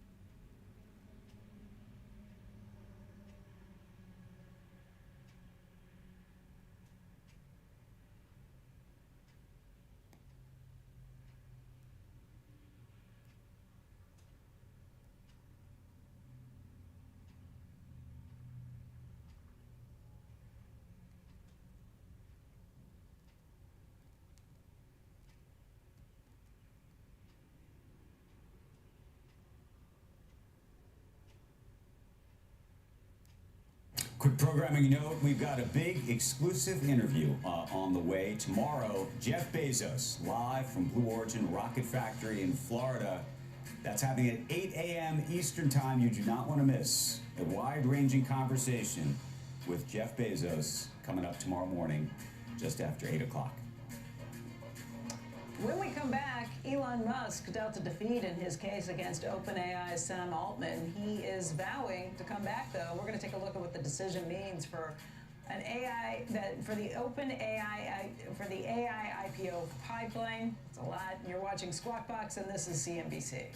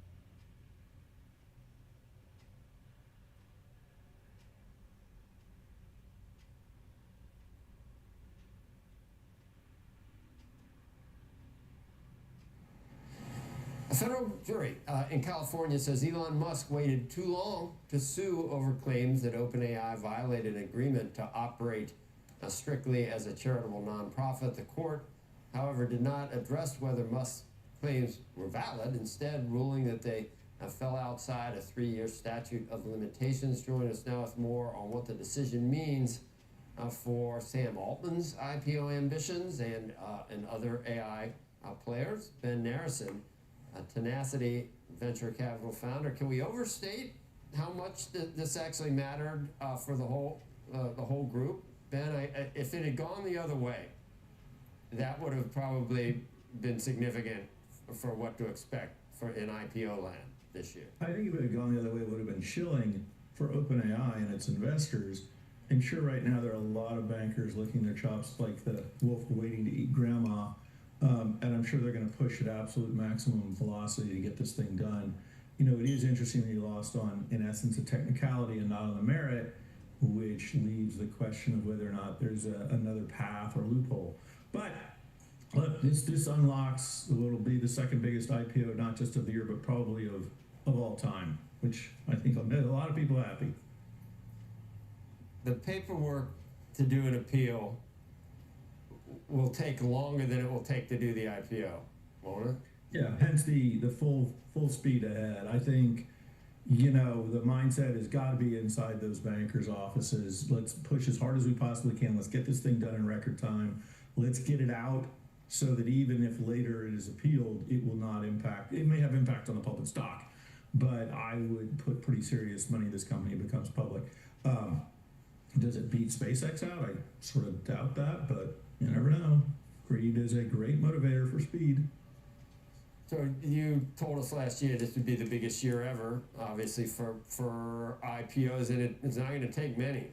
It'll probably be by a factor of 2 or 3 the biggest ever. I think so. Look, to be fair, I think I said that on air last year, but I may have said it the year before as well. So the first time I was wrong, the second time I was right. 50%, not too bad. If I can do that in my investing career, I'll probably do all right with that. You know, the size and substance, not just of SpaceX and OpenAI, are so enormous that I just cannot imagine this won't be dramatically larger than anything we've ever seen before. Now, interesting, last time I was on with you guys a little while back, we're talking about whether this puts a chill on the market in general and how much it absorbs of the freely available capital. And when I left you, I thought a lot about that because I want to understand, you know, how is this in retrospect? And I looked at the size of this IPO, not on its absolute dollar basis, because let's face it, everything costs a lot more now, but on a percentage of GDP and a percentage of total stock market cap. And it turns out that even in the upcase size for SpaceX, it's roughly equivalent to Saudi Aramco. Now, of course, we didn't have 2 Saudi Aramcos in a row, but OpenAI is about half that size. So it does feel like not only will we have a huge year of great IPOs, but there'll be room for them. It feels like on a proportionate basis, we'll be in okay shape as long as there's an adequate resting period in between. If it wasn't the statute of limitations, how do you think it would have gone? Do you have any idea? How would you have handicapped? Who was winning? I mean, you know, Your guess is who knows? yeah. I think everybody, look, this has probably been the single most watched court case in all history in Silicon Valley. It's always interesting, too, when you see people you knew or met in some capacity. If you want to sort of look at who might have become a VC, sort of look at some of the testimony list or who people would want to back. But I just think right now people are overjoyed. And I don't think anybody's worried about what it could have happened because everybody was very worried about what could have happened before it did. And you don't think that on appeal, what would the appeal argue? That where is the wiggle room on whether the statute of limitations was actually over or not? If you looked into the appeal. I'd take a different position. I doubt the path forward would be an appeal of this finding. This finding's pretty crystalline. You had 3 years or whatever the period was, you didn't do it, sorry for you, too late. That's why it went so quick. I think the question is, since they did not rule on merit, is there either another plaintiff that could be co-opted or another path that would allow that case to be seen on its merit? I don't know if anybody would be motivated to be that co-plaintiff. But who would have standing, Ben? That's been what part of the issue the whole time. I mean, it's a good question. The most immediate answer could be another investor, although I don't know why any of them would possibly be motivated to cut off their face to spite their body, because that's how bad this would be. It feels a little unlikely. I was starting to think about, like, who would be the one to make the case, and I'm just not quite sure I can come up with anybody. But who knows? Look, when I took my company public and took it private, we paid out all our shareholders exactly what was in the company, and we still got sued because the lawyers had a 2-word technicality in the document by a holder of 1 share. Now, obviously, that was a scam, and those lawyers eventually went to jail for doing that over and over again. But the court system allows some funky stuff, and who knows? Okay, Ben, thanks. Appreciate your time this morning. Appreciate you having me. Okay, see you. It is 8 a.m. on the East Coast, and you're watching Squawk Box right here on CNBC. I'm Becky Quick, along with Joe Kernan and Andrew Ross Sorkin. Among today's top stories, President Trump says that he will pause an attack on Iran that was scheduled for today after requests from the heads of Qatar, Saudi Arabia, and the United Arab Emirates. Home Depot reporting earnings of $3.43 a share. That beat estimates by 3 cents. Revenue of $41.8 billion was just ahead of expectations, and Home Depot also affirmed its full-year guidance. Right now, that stock is down by about 0.6%. And Blackstone teaming up with Google on an AI cloud business venture. Blackstone will invest $5 billion in equity to bring large amounts of data center capacity online next year, with more planned for the future. Andrew? Okay, let's take a quick check on the futures right now. We do have some red on the screen, about 119, 120 points off on the Dow. The NASDAQ off about 216 points. You look at the S&P 500 off about 29 points. Treasuries right now, the 10-year note sitting just at about, well, 4.6, and the 2-year at just about 4. For more on the markets, I want to get straight to our friend Mike Santoli down at the New York Stock Exchange. Good morning, Mike. Morning, Andrew. Yeah, the broad market is trying to absorb a very needed cooling off of the leading sector, which of course has been semiconductors, AI hardware. Here's the S&P 500 index fund, the SPY, and its 50-day moving average. So you see this ramp off of the March 30 lows, really brought it pretty stretched relative to that longer-term trend, more than 8% higher. That usually means you need to at least go sideways, turn around. Yesterday was one of these rotational days. You had weakness in semis and some laggards picking up the slack. So that's the easy way to do it. That's the, the benign fashion where you can kind of cool off. Otherwise, it takes a more sharp pullback. Take a look here at this real divergence, this sort of unbalanced market that we've had.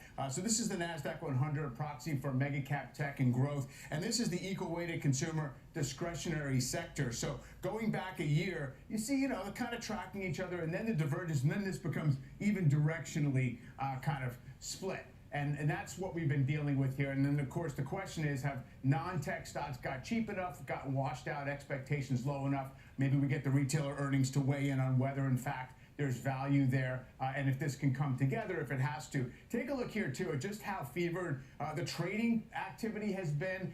This is, simplistically, I'm calling it trading versus investing. This is the SIBO. That's the options exchange, of course, and the volumes have been absolutely massive. Schwab, sort of a proxy for sort of buy and hold the aggregate a household investor. And again, a divergence here. So the market has become sort of very kinetic and very kind of hyperactive in reacting to every little turn in the AI CapEx story. Question is whether we've kind of over-indexed a little bit in the short term to all of that, and if the overall market can, again, withstand a little bit of a reset in that area, guys. Okay, Mike, thank you. Appreciate it. We'll see you in a little bit. Oil prices a little bit lower this morning, although we're talking about some pretty high levels if you've been watching. I think last I looked, it was over $107 a barrel for WTI. Joining us right now to talk more about it is Don Stuyven. He is co-head of Global Commodities Research at Goldman Sachs. Actually, right now, crude is at 108.38, so we've moved up through the course of the morning. Brent's at 110.69. Don, let's talk a little bit about what you see happening here. Obviously, it's hard to figure out where we're headed on these headlines that change so frequently when it comes to the Middle East. How do you try and figure out where oil prices are headed? Yeah, it's highly contingent on when supply from the Strait of Hormuz comes back. Our base case is pretty close to market pricing at this point. In the base case, flows start to recover pretty soon, and Persian Gulf oil flows normalize by the end of June. Then you end up at around $90 Brent in the fourth quarter. But clearly risks are skewed to the upside on net. Every month of delay in the supply normalization process is worth $10 of upside to prices by year end. And that's because the drawdowns that we've seen from the strategic petroleum reserves around the globe, and just the idea that it's getting harder and harder to kind of juggle some of those demands? Yes, that's right. So initially the market has largely absorbed the largest oil supply shock ever with inventory drawdowns, both commercial and strategic inventory drawdowns. But the longer this lasts, the higher is the probability that the market shifts to demand destruction via significantly higher prices as the next solver. You say it's not your base case, but you could see a situation where U.S. oil exports are restricted. Explain how you get to that theory and what it would mean for prices. Yeah, so U.S. exports of both crude and petroleum products have surged. The U.S. is now exporting almost 6 million barrels per day of crude, and so that has helped to alleviate some of the tightening in the rest of the world. But inventories are drawing pretty quickly. If U.S. inventories continue to draw at their current pace, for instance, for the diesel market, our models would suggest that OECD commercial diesel stocks would hit levels close to estimated critical levels later this summer, for instance, in August. And if that's associated with significantly higher U.S. retail fuel prices, it is plausible that the U.S. would follow the path of other countries like China, Thailand, by either banning or restricting exports. It's not our base case, because we do think that the U.S. administration is focused on supporting U.S. supply and supporting the position of the U.S. as a dominant energy producer. So but it's a risk now, case. right now, those U.S. exports have been helping keep prices lower than they would be around the globe. But if it gets too tight, meaning that prices go up too much here, you think there'd be political pressure that would make this administration and maybe others in Congress look at the idea of saying, hey, we're going to hold on to this for ourselves and let everybody else fend for themselves. It's plausible, although eventually this could create negative effects for U.S. refining production and U.S. shale production. That's a key reason why it's not a base case. But in an environment with rapidly drawing inventories, you can't rule that out. And we advise our clients to think about that risk.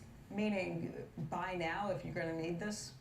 If somebody who can hedge on some of these things for longer term? So if you were to see U.S. Crude or petroleum product export restriction, you would expect a pretty wide gap between higher international prices overseas and lower U.S. prices, at least in the short term. Does it work to hedge in any of these situations, or is there a force majeure that gets called in some of these cases?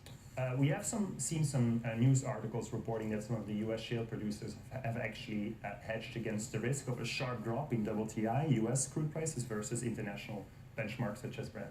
Okay. The idea of what's happening at the refineries right now, too, explain that. There's been obviously a much bigger price incentive to do things like jet fuel versus what they may have been doing before. Explain what's happening at the refinery levels and how we should follow it. It's pretty powerful. At the start of the war, the jet fuel market was clearly the tightest market with the greatest risk of shortages because the Middle East is a key exporter of jet fuel.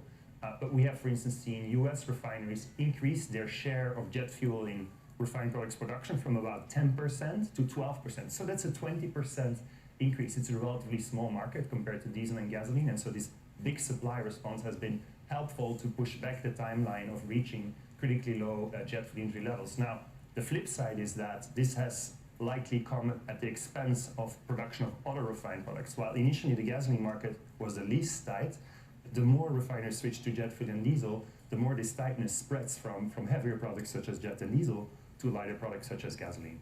Okay. Don, thank you very much for coming in and explaining to us today. Coming up, the big takeaways from President Trump's trip to China through the eyes of Peter Navarro. We will talk to the senior White House trade and manufacturing advisor straight ahead.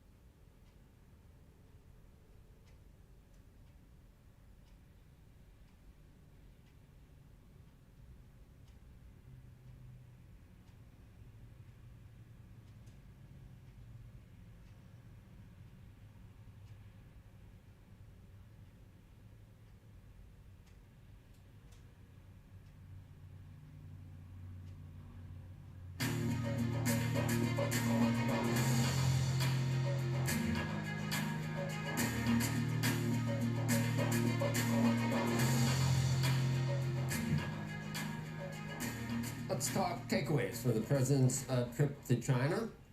President Trump says that China will order hundreds of Boeing jets, and according to the White House, China will also buy billions of dollars worth of U.S. agricultural products. Join us now to talk about all this and whether China will deliver on its commitments to the U.S. Peter Navarro, Senior Trade and Manufacturing Advisor to President Trump. And Peter, you contend, and maybe not surprisingly, but you contend that the big picture for what the president accomplished didn't make its way over the transom or into the mainstream media dialogue. What do you mean? In what way? Joe, first of all, great to see you. And I think that's pretty clear. Look, we went over there basically for one reason, to maintain what really is a very favorable strategic position now. Let me run through some of the checklists. I mean, think about this. We have effectively thrown both the Chinese and the Russians under the Donroe Doctrine out of Venezuela, which is a big deal, and out of Cuba, which is a big deal. And the American Navy essentially controls the Strait of Hormuz, where oil flows not just to China, but to Asia. So start with that. We extracted a promise from Xi Jinping not to give any more weapons to Iran. Now, I think your viewers know because they're a sophisticated audience, but let me just run through the checklist. Every ballistic missile that Iran fires on Israel, on the UAE, on Saudi, wherever in the Middle East is fueled by Chinese rocket fuel. Every drone that launches attacks on American bases or on Israel or wherever in the Middle East is run by Chinese electronic components. And if you know your history, Joe, the way we got the Soviets out of Afghanistan was to sneak these Stinger missiles into the Mujahideen. And basically those are shoulder-to-air missile launchers that knocked helicopters out of the sky and sent the Soviets out and actually brought down the Soviet Union. The Chinese understand that history, Joe, and we do not want them supplying man pads. That's the version of the Stinger there, and they promise not to do so. Of course, I'm watching the land routes very carefully because I don't believe that they will keep that promise necessarily, but we got that as well. Tariffs, we maintain the tariffs. The only way the tariffs have been cut on China, Joe, is by the Supreme Court, not by Donald John Trump. So we feel pretty good about where we stand. I think the president was generally mocked by the wolf warriors over in China, laughed at as obsequious, this, that, and the other thing. But hey, the president is a student of history. And what have we learned? What is the president? What do you think President Donald John Trump has learned over 50 years of diplomacy with China? It's like, what did they do to us? Nixon, Clinton on down. Flattery. They use flattery. They make extravagant promises. They never keep their promises. Was Donald Trump turning the tables on them a little bit? You decide. But I think that that story hasn't been told. There's one thing I want to clear up, Joe. When's the last time you had an offal burger? Okay, I mention this because the beef deal has angered some people here in the U.S. Oh, we're going to buy a lot of beef. We're not buying, China's not buying a lot of beef. They're not buying steak and burgers. They're buying offal.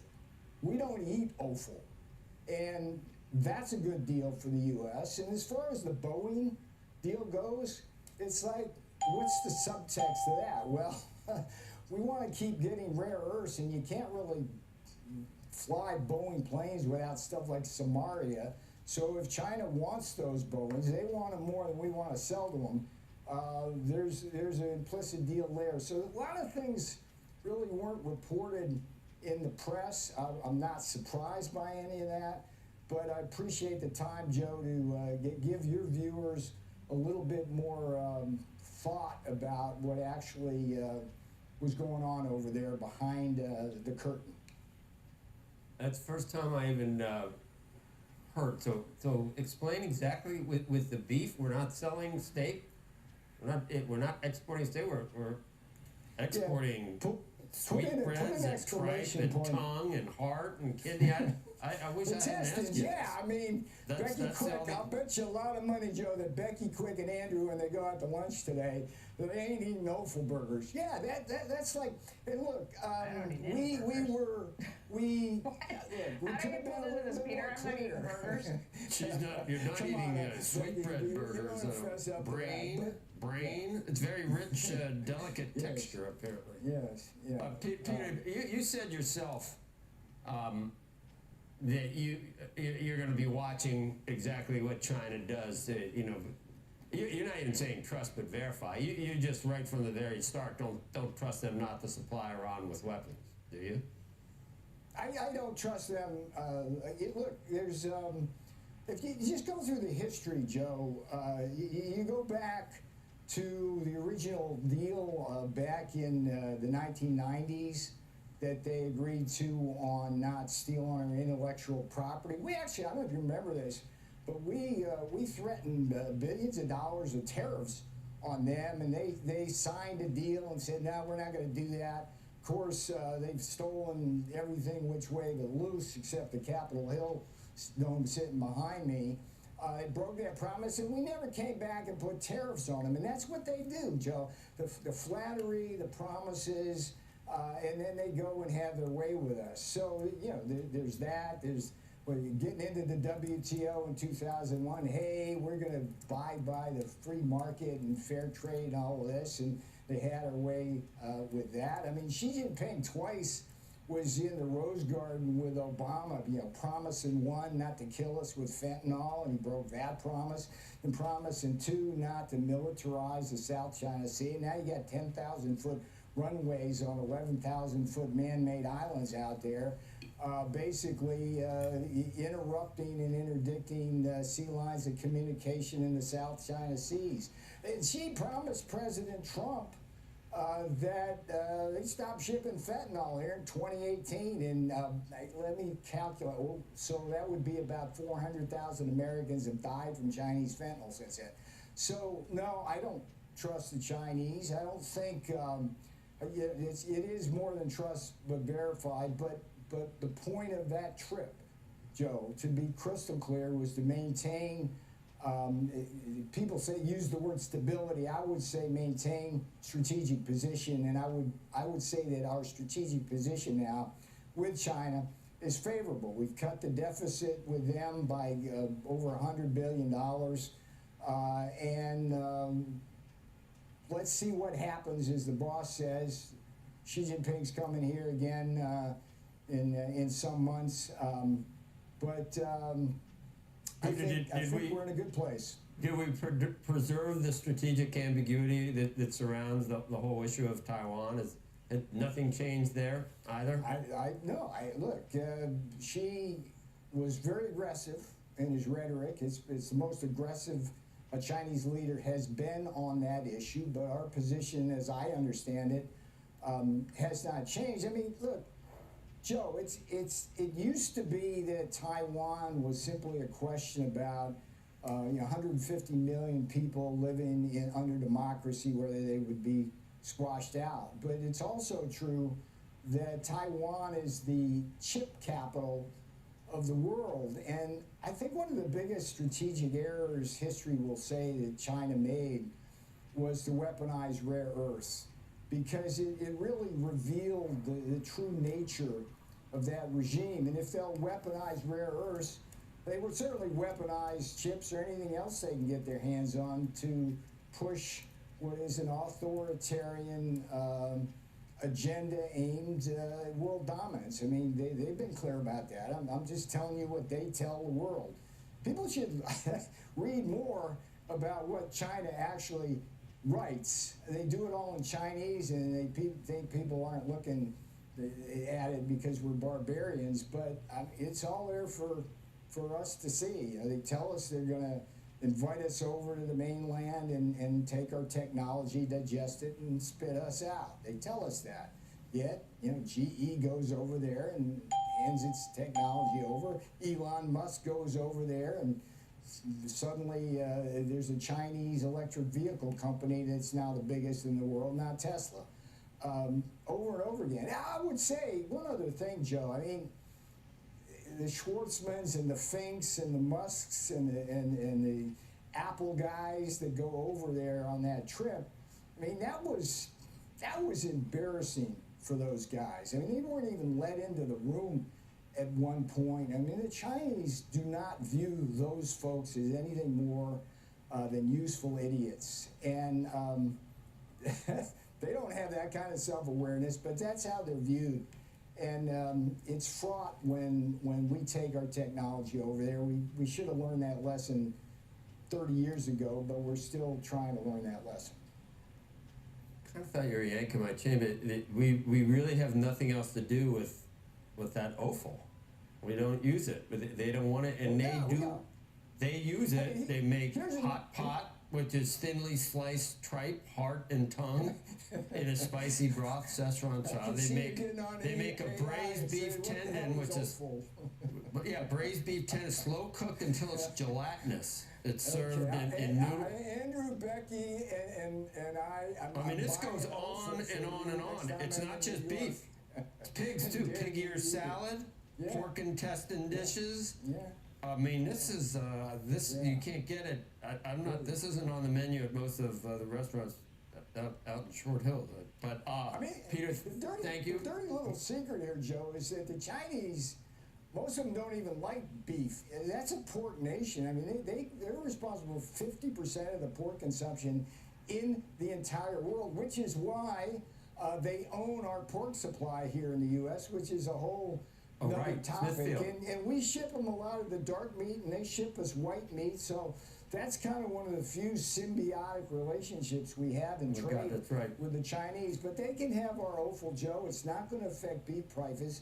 And I'm working hard, as President Trump and Brooke Rollins are, on trying to get beef prices down. We've got a huge antitrust problem in that space. Todd Blanche of DOJ and the Antitrust Division are moving on that. But we've got a worldwide meat shortage that's driving prices up. And these are some of the issues that we try to grapple with, behind Peter, the headlines. we'll have you back on. You wrote a book about it. You don't have to go to jail because I did for you. I bet you'd like to weigh in on whether this, what they're calling a slush fund, whether it was justified given the treatment of some of the things that happened. They did serve me some offal in prison, as I recall. At least it tasted like I'll send you some. I'll send you. Next time you're on, maybe we'll talk about that. I'm sure you can make a case for that, because that's getting a lot of criticism and a lot of conversation. Happy to see you, Joe. Okay, you too, Peter. See you later. Well, thank you. All right, thank you. So do you. Coming up, another day, another AI company in court. We're going to tell you what to expect from Anthropic's fight against its blacklisting by the Pentagon. We'll bring you that story next. And then you do not want to miss this tomorrow, right here on Squawk Box. Jeff Bezos, live from the Blue Origin rocket factory in Florida. That conversation, we're going to talk about everything. It starts at 8 a.m. Eastern Time. You do not want to miss it. You're watching Squawk Box, and this is CNBC.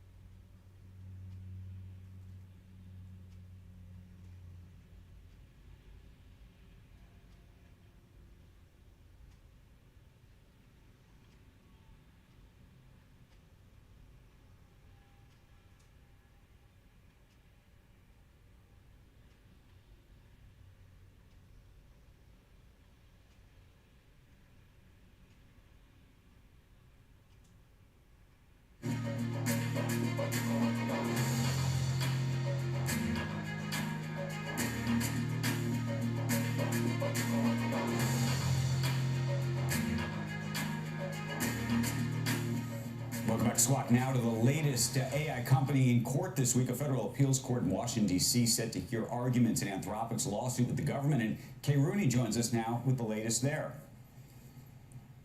Andrew, good morning. Yeah, so this hearing kicks off in Washington in about an hour. It is the latest in Anthropic's fight back against the Pentagon's blacklisting. If you remember that, the government attorneys in this case and Anthropic's legal team are going to present their case to 3 judges in D.C. These circuit judges have already denied Anthropic's emergency block. They said this was on national security grounds, while in San Francisco, on the same case, the judge actually granted a preliminary win on First Amendment grounds. So sort of a split decision in this case so far. This dispute, guys, first boiled over back in March. You remember those failed negotiations with the government. The DoD had asked for unchecked access to these models for what they called all lawful purposes. Anthropic then refused, looking for assurances that the technology wouldn't be used for things like autonomous weapons or domestic mass surveillance. The DoD then declared Anthropic a supply chain risk. This is an unprecedented move, usually reserved for U.S. adversaries. This also bars government contractors from using Anthropic's popular Claude AI models in defense work. In a brief ahead of this hearing, the government side rather says that Anthropic's ability to encode limitations into its models presents an untenable national security risk, allowing the company, they say, to manipulate its models based on its own moral judgments. And then Anthropic, in its own brief, has pushed back on that, said this encoding idea is unsupported and there's no basis for this designation overall. Despite the ban, the DoD does continue to use Anthropic's models for military operations in Iran, and it is the latest from this company. We've heard about Mythos, the buzzy cybersecurity model. It has also continued to raise money. It doesn't appear to be slowing this company down. We reported last week that Anthropic has now signed a term sheet for a $30 billion funding round. That would be at a $900 billion valuation, pushing its price tag, at least in private markets, ahead of rival OpenAI. Guys, back to you. We're going to see what happens here. Give me just sort of the variations on what the outcome could even look like. Is it a straight outcome, or are there the sort of various permutations this could take? So today it's going to be presenting both sides. The outcome, I'm told, will come in a couple of weeks, so it won't be any sort of immediate decision. This is sort of a preview of what you're going to hear from both sides. You'll get questions from the judge. So one outcome is, the government sides with Anthropic. The trouble for Anthropic in the D.C. court, at least, is that they tend to defer to national security. They tend to defer to the government. So this is a much tougher case for Anthropic versus San Francisco. The Northern District in California is seen as a lot friendlier. They kind of ruled based on First Amendment issues, while the government case is likely going to say, hey, national security supersedes any sort of corporate issue here. So it is split right now, but one thing for Anthropic is getting sort of a stay or a reverse decision on this supply chain designation. One possibility, though, and you guys talked to President Trump not that long ago, is that this gets resolved and that they move on from this based on what we've heard with Mythos, that this technology might be good enough that the government says, okay, let's bury the hatchet or come to some sort of agreement. So that's another likely outcome. What do you think the chances are that we get a settlement in the next couple of weeks? I think that's more likely than this playing out immediately in the court system. Anthropic's quite incentivized to make this work, although they obviously have their red lines. The government is clearly using the technology, so it's that important that it needs to be used, and it's hard to unwind these things. I think the likely outcome, again, this is speculation, but they come to an agreement, but there are other partners in the mix. So you're going to have OpenAI, which has already signed a government contract. You're going to probably have XAI and SpaceX. It will be a more diversified group, and Emil Michael has said that to you guys too. They shouldn't be relying necessarily on one contractor here. Broader group of AI companies, but I would think some sort of settlement. Here's the piece of it I don't understand in terms of how you could get to a settlement, because if you believe that Anthropic is sort of not moving on their red lines, if you will, and you imagine the government doesn't move on its red lines, how would you get there? Could you see Anthropic moving a little bit, or does that sort of undermine its larger case with all the researchers and engineers and others who come to, frankly, work at the company? And you could even argue, by the way, this whole battle has helped Anthropic, at least commercially, with consumers and potentially some customers, though I imagine there's backlash on the other side, too. So from what I've seen so far, Andrew, if there is a settlement, they would have to maintain that public stance. It would have to come, it couldn't come at the expense of them seeming to budge on safety, because that has become really as the kids say, their entire personality has been about AI safety. Their entire brand has been about AI safety, they cannot be seen as going back on that. So if they were able to come to a decision that let them maintain that, while at the same time the government doesn't want to be seen as folding here. So I think if there's some sort of middle ground, or an appearance of a middle ground where both sides can win here, but you're right that they have not budged so far. They don't seem to want to, and I think it has helped them at least in competing for these top AI research challenges. And also, I think one of the possibilities when this first started happening is they were going to lose business, it was going to hurt them. There was talk about irreparable damage. We have not seen results of that so far. Clearly, they're still raising money. They seem to be getting ahead of OpenAI in some ways. Okay, Kate, thank you. Appreciate it. When we come back, JP Morgan's Stephen Parker is betting on increased fragmentation in the global economy. He will join us next with 5 ways to play it for your portfolio. Squawk Box will be right back.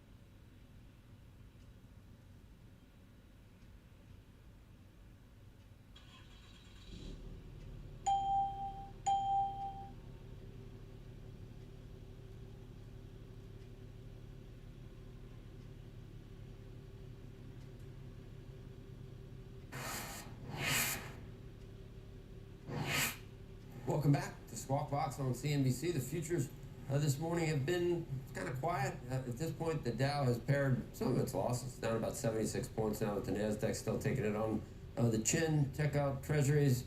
A lot of people are laser focused on that 10-year yield, now 4.61. That's the highest it's been in quite a while. Months, maybe even a year, I think, 4.7. Let's come back and see that. All right, let's take a closer look at the markets and what you might want to do with them. Joining us right now to talk about that is Stephen Parker. He's JP Morgan's co-head of global investment strategy. And Stephen, we're not quite halfway through the year, getting close, but you just released your 2026 mid-year outlook. And you basically said, we don't know what's coming, so we're planning for a lot of different scenarios. So I think, what we try to do is look at the 3 themes that we think are going to drive markets, not just through the end of the year, but through the end of the decade. So AI, global fragmentation, and inflation. And clearly those have been top of mind for investors to start this year. And I think the range of outcomes is getting wider. And so we tried to look at what could go right, what could go wrong, but more importantly, in either scenario, what should you be doing in your portfolio? That's really tough to do. We don't have any idea what's happening. The spreads between what could happen are getting wider. How do you break that down? And maybe we should start on a section by section with this, maybe starting with fragmentation. Yeah, so clearly, with everything going on in the Middle East, the fact that 20% of global oil supply went off the market seemingly overnight, this is just the latest in a series of events that shows us that the world is tilting away from the world of globalization to one that's more fragmented. And the implication is that countries and companies are going to be more focused on the resiliency and the security of their supply chains than the efficiency. And so some of the things that we're looking at, security and defense. Obviously, we all see the headlines around the conflict, but this is a longer term story. Spending on security and defense globally is expected to reach $3.5 trillion by the end of this decade. That's double the run rate of the last 10 years. And we've actually seen a little bit of a pullback, particularly in places like Europe. We think that's a really interesting long-term investment opportunity. Okay, you're also looking at inflation being a running issue. It certainly came around after COVID, but you don't think it's going away anytime soon.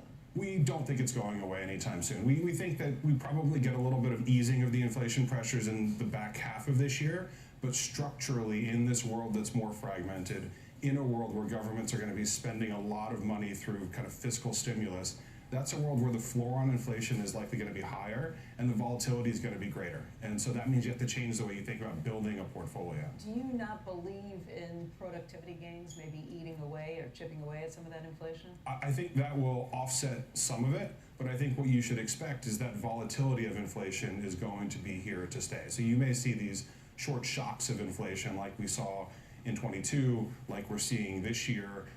That's probably here to stay. But AI, though, you do think the upside is underappreciated. We do. We went from 6 months ago where everyone was focused on the opportunities of AI, asking if it was a bubble, to now thinking that AI is going to destroy the labor market, is going to upend entire sectors, and that disruption is real. But ultimately, we think that those productivity gains are going to play out, and we're seeing it not just in the tech sector, but we're also seeing it in companies more broadly. Margins on the S&P have expanded over the last couple of years, but companies that have really leaned into the AI trade, and that's not just tech, that's everywhere, are seeing margins expand even faster. If that's the trend, then we're still early in the cycle, on the AI super cycle. You've got 3 conviction calls that you bring out of this, and one you just have touched on. It's the opportunities in defense and national champions as well. You're not just talking about the U.S. No, I think part of this fragmentation story is that countries and regions around the world are not going to rely as much on big multinational companies. In strategic industries like defense and infrastructure, they're going to want to build out domestic champions. Look at what's going on in Europe. They don't want to rely on U.S. defense companies. They want to build out a European defense sector, and that's an opportunity, not just in security, but also in places like infrastructure and technology. You also like emerging markets. We do. So emerging markets is a little counterintuitive. Most people think globalization is good for emerging markets. We think that this is an opportunity for emerging markets as the supplier of the things that the world needs. So whether that's natural resources, metals and energy coming out of Latin America, or semiconductors and memory coming out of Asia, we think that EM is poised to see a big recovery from a growth perspective, from an earnings perspective, and from a stock market perspective. And finally, you like gold, and that's maybe a little surprising given how much gold has run recently. Yeah. Let's take a look over the last year at gold and kind of see what the upside is. You're convinced, though, that adding to gold is the right thing to do here. Yeah, and we've been positive on the gold story since the beginning of last year, so our clients have enjoyed a nice run. And recently, we're seeing a little bit of a pullback. It's been something of a buy the rumor, sell the news trade on gold. But while people focus on the diversification benefits of gold around inflation, the dollar, geopolitical risks, we think there's a bigger fundamental story, which is central bank buying. And central bank purchases of gold have doubled since 2021. We think they're going to continue to diversify their balance sheets, and that's going to be a big source of demand. Okay. Stephen, thanks for coming in. Again, mid-year checkup a little before the mid-year. We'll see how these calls play out over the rest of the year. Thank you. Coming up, a lot more on Squawk Box this morning. The former CEO of Twitter launching a new platform to help content owners understand how AI agents use their work. He's going to join us right after the break. And a programming note, you do not want to miss this conversation. It is happening tomorrow on Squawk Box exclusively. Jeff Bezos, live from Blue Origin's rocket factory in Florida. It starts at 8 a.m. Eastern Time tomorrow. Missy.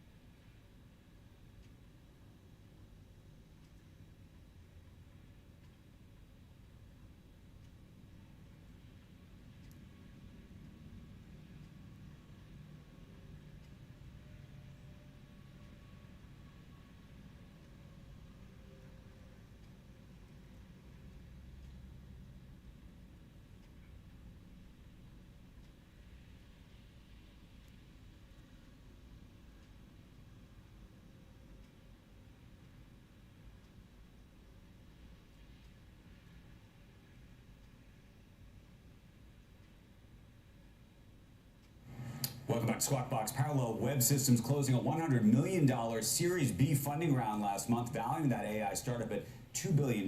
Today, the AI infrastructure company announcing the launch of its new platform. It's called Index, to help content creators and owners better understand how their work is being used by agents online. Joining us right now is Parallel founder and CEO Parag Agrawal. He previously was the CEO of Twitter until 2022 when Elon Musk bought that company. It's great to see you this morning. And as since we're in the content creation business, I think we've got a vested interest in what your product does, Parag. Help explain what you're trying to do here. Andrew, thank you so much for having me on. Before I get into the launch today, let me perhaps talk about the why behind it. We started Parallel a little over two and a half years ago now, where the core belief was that AI agents will use the web a lot more than humans ever have. And as that happens, both the technology and the business models will need to change. For the last 2 years, we've built a lot of technology. We have a bunch of AI agents built by some amazing customers across many areas using our systems. And today's launch is really about how we want content owners to participate in this value creation by AI agents that rely on their information and their data. So how is this going to work? Because right now, ostensibly, and I've done this before, even using an LLM, I'll say, go look at this page for me and go check it out. In the future, I imagine I might have agents doing that for me all day long. But on the other end, if you're the content creator where I'm effectively saying, go scrape this and summarize it or figure it out, you're saying that the content creator is going to be able to charge for that or effectively block the agent. Is that what's happening here? So we don't want content owners to block the agents. And I think that's a real risk. It's a risk because currently the business models for content owners are all either reliant on subscriptions or on ads, which both rely on sort of the attention economy of the web. What we believe is agents should pay content owners when they read their content, but it should not be a flat fee. It should be based on the quality of the content as well as the marginal contribution that content makes towards the work the agent is doing. Let me lay out an example. Our customers include many areas of knowledge work across a customer like Notion on productivity, lawyers using Harvey. Let's say a lawyer uses Harvey to do some sort of deep research to understand an area of the law, perhaps for eminent due diligence. Their agent might do tens of searches, read hundreds of pages in the process of doing so. They will spend some money on GPUs or tokens. And we believe that the 100 web pages they read, each of them contributed some value to the output of this agent and the value generated by this agent. And we figure out which ones are higher quality that the agent relies on. And then we figure out which ones are more irreplaceable, more unique, in order to disproportionately reward higher quality, more unique, more differentiated content for the value created by the agent. But the high level point is to create incentive alignment between the agent and content owners so that content owners do not choose to block agents. So, but let's do a different example, if we could, for a moment. Let's say you're doing financial research because you're trying to figure out what stock to buy or how to position a portfolio or whatnot, and you want to start searching up all sorts of pages on CNBC.com. I'll bring this right to home here. How would it work? And I'm imagining a lot of content creators are going to start to say, we don't want the agents scraping our sites this way, so we don't want to keep it open unless we can guarantee that either we're capturing a subscription on one end or we're getting paid per page on the other. And so how does that formula ultimately work? And how does everyone get paid properly? Yeah, no, I think there are today, if you think about the business models available to content owners, they're either CNBC having a flat fee licensing deal with a large lab or Google or someone that runs a large amount of influencer agents, or a content owner essentially saying what you're suggesting, which is like, you can only look at my data if you pay me a fixed amount.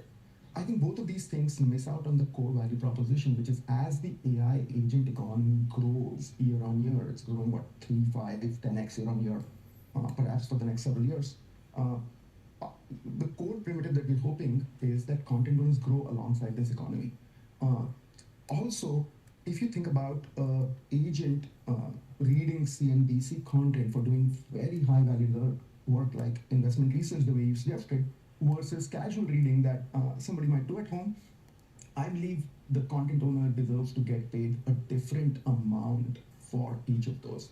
For doing so, we rely on this notion from game theory called Shapley values, where the idea is that if a few people collaborate and come together to create a whole that is bigger than the sum of parts, how do you divide up the pie so that everyone has maximum incentive to participate in this economy? How fearful are you that there's going to be not just a public backlash? We were talking earlier about Eric Schmidt's graduation speech, but there's a real pushback on AI broadly. But I was going to ask more about whether we get to an AGI piece of this so soon that basically all the content is basically created by AI, and therefore what the value proposition is across the board. Does it diminish the value of everything? I don't believe so. I think actually human experiential data, there's a lot of content that I don't believe AI can create. In fact, AI's work is only as good as the data or content that it's allowed access to. So I actually believe that higher value content over time becomes way more valuable. If you think through sort of, you're talking about a backlash. I actually believe over time it's I choose to be an optimist. If you think about like the launch partners that have chosen to join this journey with us, we have premium news publishers like The Atlantic, Fortune that are working with us. We have all the way to independent creators like Azimas or Alex Heath working with us. And then we have reliable news sources like PR Newswire. And we have a bunch of, to your point around investment advice, a bunch of business intelligence data owners, including PitchBook and Fiscal AI, Traction, ZoomInfo. So as a result of all of them participating into this, a lot of agents that people run on our system can now have access to this information without which they cannot do their work. So I think a circular economy of just agents generating content for other agents isn't enough, because we need to feed information about the real world into this whole system. We got to run. Want to thank you. You're on the other side of Elon Musk, by the way, in the Twitter sale, and then there was a long lawsuit. Were you watching this whole OpenAI case? Did you have a view? Listen, here I am talking about a launch which is all about positive sum games. And in my mind, all of these things in courtrooms are zero sum and perhaps negative sum. So I'm happier working on positive sum things. Fair enough. We're going to leave it there. Thank you very much. Great to see you. Tomorrow we will have Jeff Bezos on the program starting at 8 a.m. You do not want to miss it. Squawk on the Street begins right after this short break.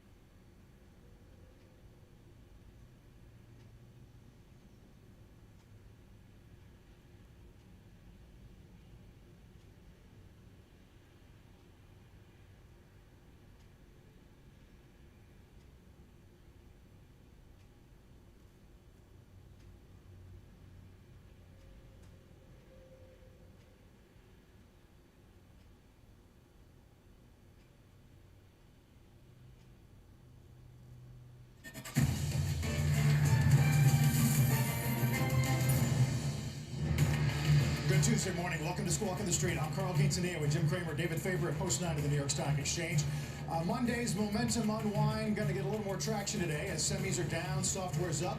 Yield pressure once again the story with a long bond at 515, highest since the run-up to the great financial crisis.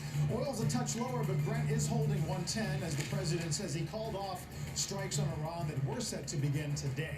Our roadmap begins with semi-stocks once again sliding in the pre-market. Western Dig, SanDisk, Seagate among the biggest laggards on the S&P. Plus, AI in court, a federal jury ruling against Elon Musk, saying he waited too long to sue OpenAI and its CEO Sam Altman. Meantime, Anthropic heads to federal court this hour, that is, in its legal challenge with the Pentagon. And quick look at earnings. Home Depot beats in the top and bottom lines. Company says the core shopper remains resilient. Let's begin with the semis today, on track to extend their two-day slide, Jim. Stocks had 24 names down yesterday, only 6 up. Yeah, okay, so let's just go into this for a second. You have these incredible moves, and they have to digest. And I just hear over and over again, the demand for the semis is insane. I do not hear the demand for the software is insane. As a matter of fact, I was joking with Lip-Bu Tan, who's the CEO of Intel, about the software as a service is really something that has come. Its day has come, and that's great. And David, I look at these and I say, okay, ServiceNow up a quick 12, up 12. 2 days 12. What do you got there? What do you got there for me? Up 12. What do you got? Do I have 1.6? Do I 107? I have 107. No, and then you walk it back. I'll tell you why you walk it back. Because this is what I call a squeeze, a genuine homespun squeeze led by this ETF that everybody tries to manipulate. Yes, manipulate, that's a strong word, not really. And what you only got to do is follow Microsoft. Because Microsoft's had a real big move. What's that about? What do you got there? I don't have anything for you on the Microsoft. Sold to you. I do know, obviously, we had enormous momentum in the semi names for quite some time, to the extent that hedge funds had a basket of longs. It was made up of semis, and the shorts were made up of the names you just mentioned as well. On the software side, for obvious reasons, whether it be the shortage of chips in terms of memory, whether it be the growth in CPU demand as a result of the agentic era in the data center, or the agentic era and what that means in the data center for the ratio of GPUs to CPUs, but that suddenly has reversed. Why exactly that's happened, I can't tell you, but once it starts, Jim, I will defer to you. When does it end? How this happens when you start seeing the stocks that don't really have, when you see that Atlassian just exploding with a senior engineer left there and put the stuff up about what Atlassian does. When you see, when you hear CEOs say to you, okay, listen, Jim, I know you like these software as a service. You probably like those 4-year contracts where every year they put an escalator. Well, let me tell you what they're like now. It's 2 years, and I'll come back to you. Or let me tell you what it's like now. I called some 23-year-old kid, and I said, sit on that Anthropic, go get some tokens, and end this. And we did. We have a better program. And I'm not buying the rally. I think that it can have, this software service rally can have a couple days, but this is the couple of days. Yeah, you're right about Team, Hubs, Workday, ServiceNow, all up 3 to 5% this morning. Jim, that's an extent you don't do that. I mean, if you're in those stocks, haven't you seen what happens when you pull that stuff off? Yeah, we're going to talk about this JV between Google and Blackstone on TPUs, but you did talk to Lip-Bu about the demand for CPUs yesterday. Take a listen to this. CPU is highly demanded. Right. And that's a good part for me. I cannot even ship enough to this customer. And in fact, used to be CPU to GPU ratio for training is 1 to 8. And now, because of the inference and agentic AI, and then and more agent that you have to manage, orchestration and reinforced learning, CPU actually better. So that becomes 1 to 4 and 1 to 1, and maybe some people even talk about 4 to 1. Oh, well, and so that's a huge opportunity for me to really drive the CPU requirement. Do you have enough CPUs? Are you possibly able to meet all that demand? Because that would be monstrous how big that would be for you. You have No, actually, you have to take steps because overnight, give you one example. I have one customer said that Lip-Bu will give you the forecast for this year, but we want to increase 3 times. And I said, I can't do it overnight. You give me a few quarters, I will catch up on that. So I think in a way, this demand is not the short term, it's the next couple of years. He's talking about a level of demand that is almost inconceivable. You have this GPU to CPU ratio. What he's saying is CPU is about 8 to 1, and now he's saying it could end up being 4 to 1 CPU over GPU. The stock's down. So you say to yourself, you know what? Litboo doesn't know anything. The stock's down. So that's kind of moronic trading that I'm sorry they're really getting sick of. There are people who don't really know what they're doing. Let's send that down too. Like, well, it's in a basket. Maybe it's down. Or you know what? Hey, let's have two. Litboo doesn't know anything. Litboo created a 3,200% return in games not that long ago. So I look at these things, David, and I say, stop looking at the stock and start looking at the fundamentals. Yeah, the 'Cause fundamentals tell a would different argue story. that, right, there's going to be a potential shortage for some Yes. period of time, or at least CPUs are going to be in great demand if you Yes. continue to believe, of course, that data centers are going to go up at a rapid rate, which is another story that we've been following for some time in terms of some questions about that. I get it, but it doesn't mean that there shouldn't be a pullback in the stocks, Jim, or that some people shouldn't question valuation, or at least say, well, let's just wait a moment. You know, maybe there are some questions I have in terms of the progression here. I'm not going to disagree. What I'm saying is this on-off switch is so hedge fundish that it's just ridiculous. Hey, you know what? Send Micron down and buy some Atlassian. What does Atlassian do? I don't know. It's got symbol team. Must be good. It must be like basketball. You want to get hedge fundish? Have you heard of a young gentleman named Leopold Aschenbrenner? What are you talking to me about? Like 5 days ago's news. Well, apparently When the that Mets were bad. I know, the Mets have gotten a lot better. We'll see how good the Knicks are tonight. But apparently, his 13F, in which he suddenly showed, if our viewers may not know, this is a young gentleman who ran situational aware. I'm sorry, who wrote an essay called Situational Awareness back in, I guess it was in 2024. He worked at the super alignment team at OpenAI, and it was just basically about how quickly things were coming, and perhaps that we just were not fully prepared and or did not understand how quickly things were moving. And then he went on to raise and run money and has had incredible success.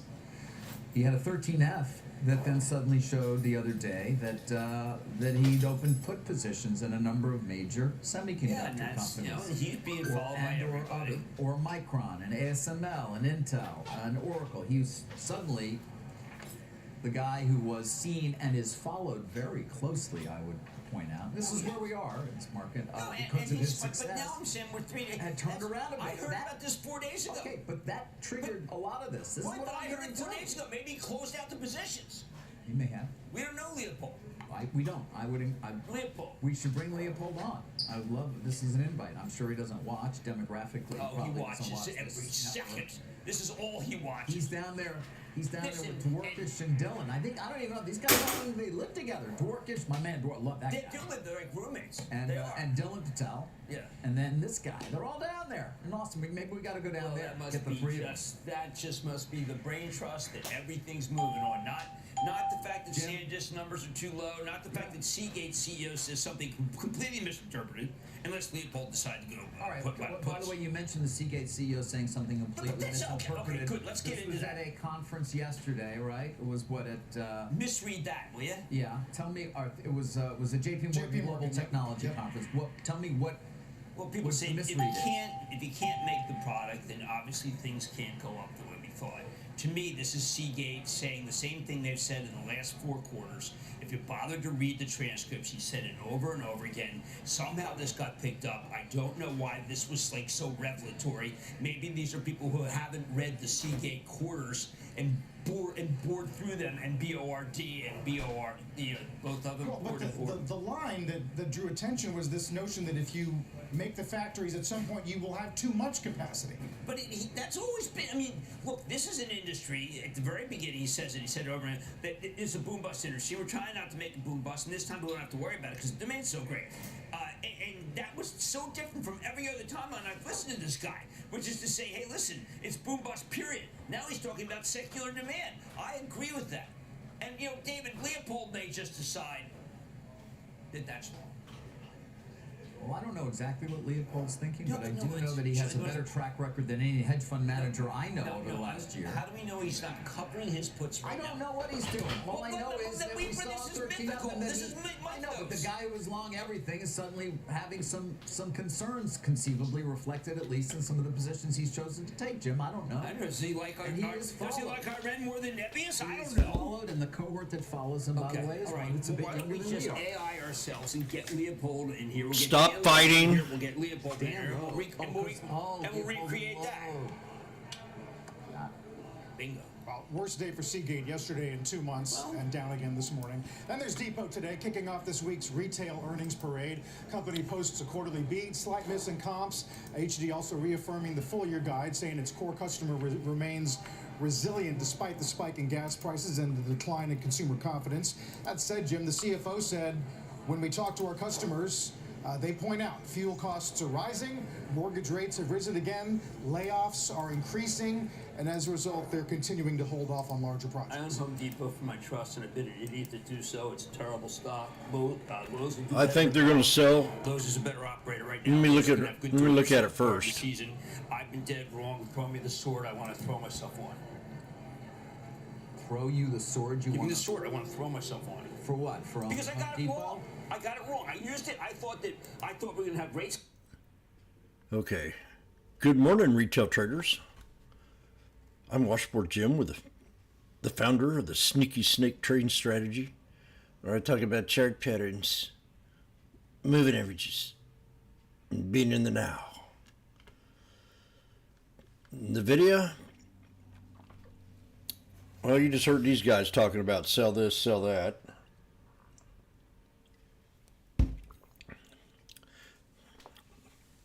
I'm going to put a little bit more creamer in my coffee here.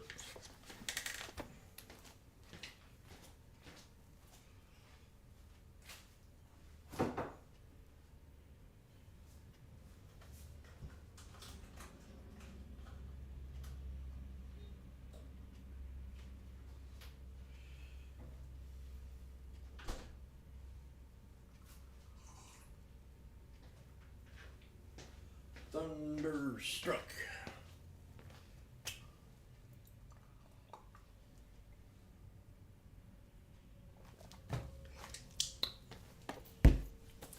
I'm gonna go out and get my towels, so I'll do that in a little bit. Oh, take off the shoes. Wanted to get up last night and have a hot chocolate, and I was out of chocolate.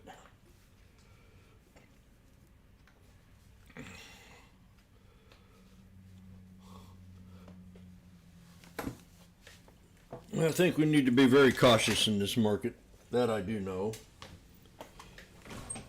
The run that we've had is extraordinary. And the last, like you said, the last 3 earning quarters, it pulled back and then run up.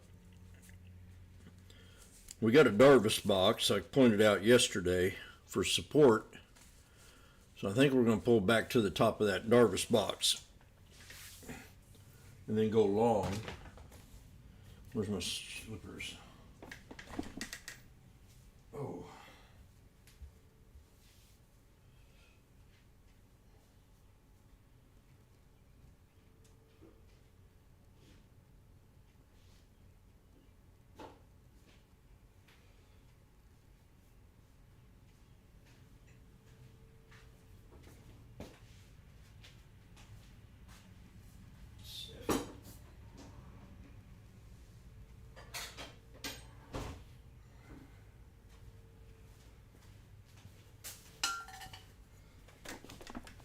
It might run up a little bit into close in the video, but it's the game changer.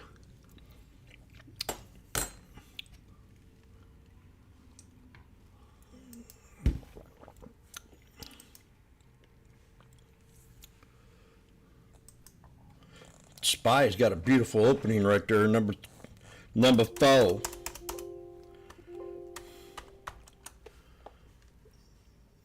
Number 4.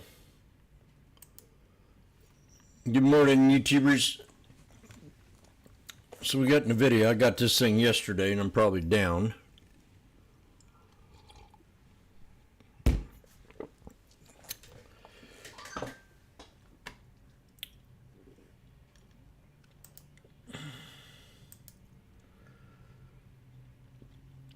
We've had a decent pullback, and we pulled back right to support as of now. your first one in a way. Right at 218.90. See if that holds. If not, I'm thinking 210 area.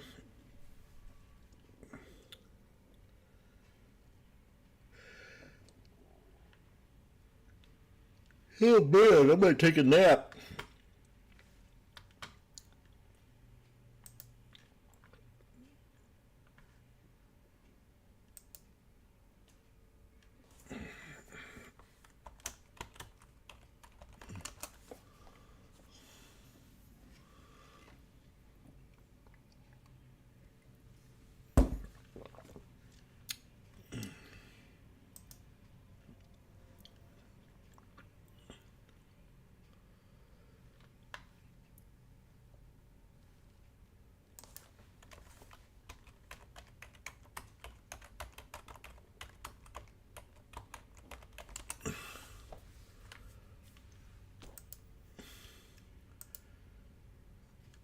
What time is it? 17 minutes.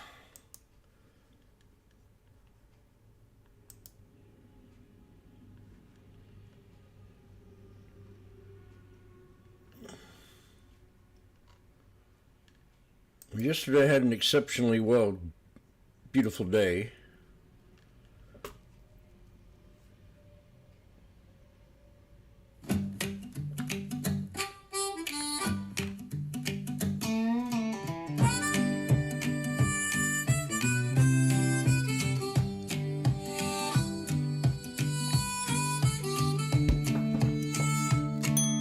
Candles on the cake, chart lines on the screen. You're checking all your tickers, we're bringing in the cake and ice cream. Coffee in your mug, charts glued to your eyes. Still calling out those bangers like a birthday surprise. Happy birthday, Washboardjim. Stacking years like you stack them wins. It's 65, a special day, let's begin. Here's to you. The sneaky Snake trade. Happy birthday, Washboardjim. May your wins keep rolling in, asking ourselves how they do it again. That's the work of the sneaky Snake trade. Taking profit before the chart turns red. Growing your account, Nancy waiting in your bed. The setup is there as you head her away. Forget that bitch, there's another trade to play. Back at your screen as the night falls. Oh, damn, Jim. Why'd you do that? I gotta start that thing all over again.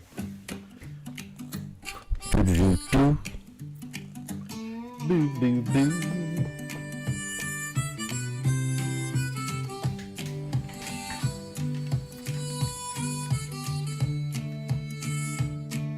Candles on the cake, chart lines on the screen. You're checking all your tickers, we're bringing in the cake and ice cream.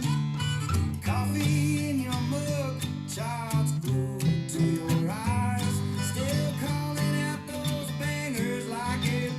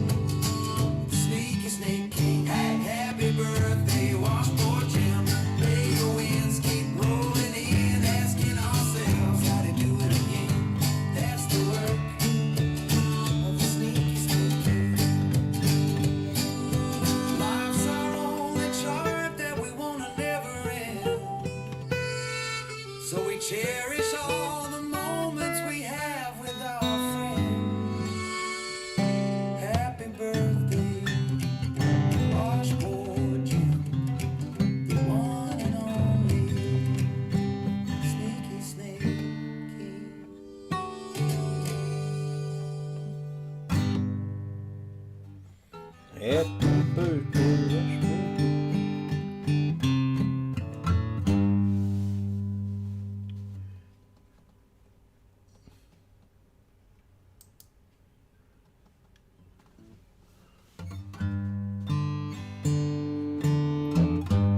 Well, we pulled just right now. We just pulled back to support video.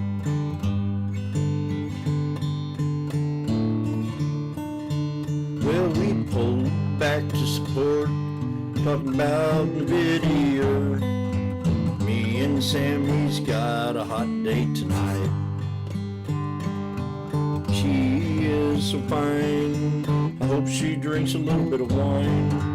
I think that chick is adorable. She's from England, I think. I'd love to give her a spank. That's Sammy on Schwab TV. She shows cleavage when she wants. Looks always hot. That red lipstick, oh, I can't stop. I just love it when she says, no video. When we're making love, I can see her. Her name's Samantha. We call her Sammy. She's a fine little English woman. Oh, Sammy, come hold my handy, and we'll talk about the video all night.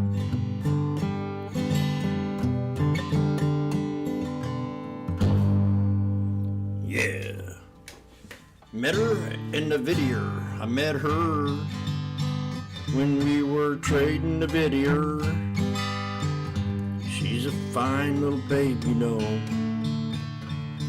Her name is Sammy, with that beautiful blue eyes and blonde hair. I just can't let her go.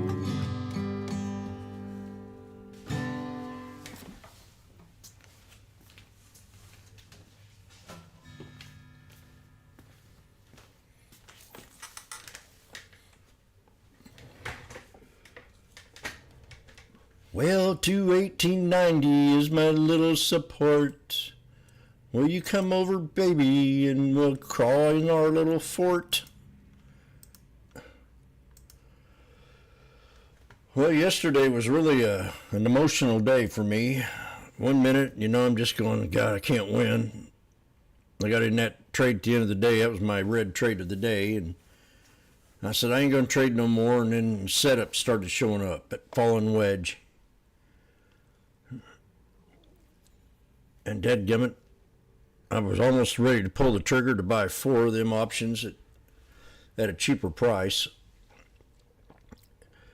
And that would have been 5 times $3,000. Maybe 4, who knows. I gotta see if I won the Powerball. I got 7 and I got the 9. If I win the Powerball, we're all going on a vacation.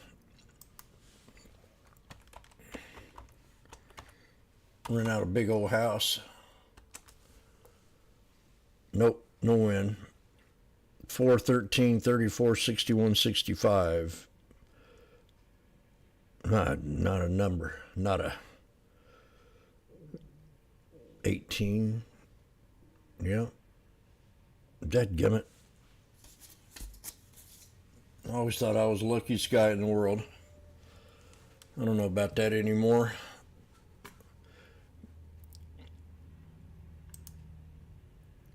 We got to pull back on Google right it open here. It looks like AVGO had a little breakout and pulled back. We got the SPY hitting below support. SPX stopped at my resistance last night. And what time is it? We got 4 more minutes. We have 4 more minutes. Underlay. Oh, Jim, make sure your platform's up.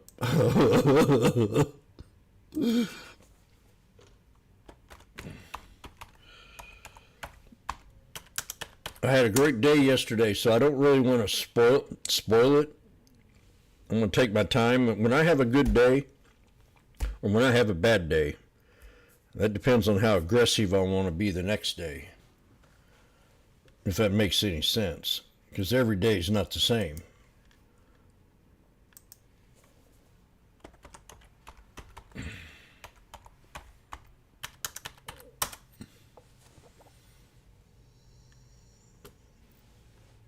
And definitely fat cats want to pull back in the market.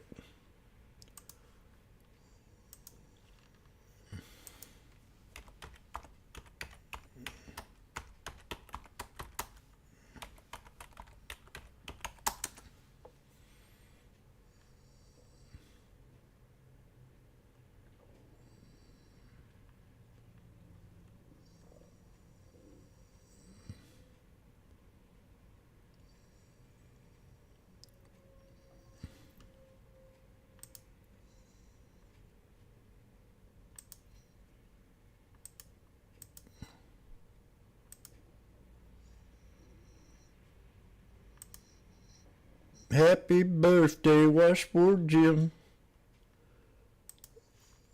What did I do earlier here? Did I put the wrong chart in the room? Yeah, I put the orb in there.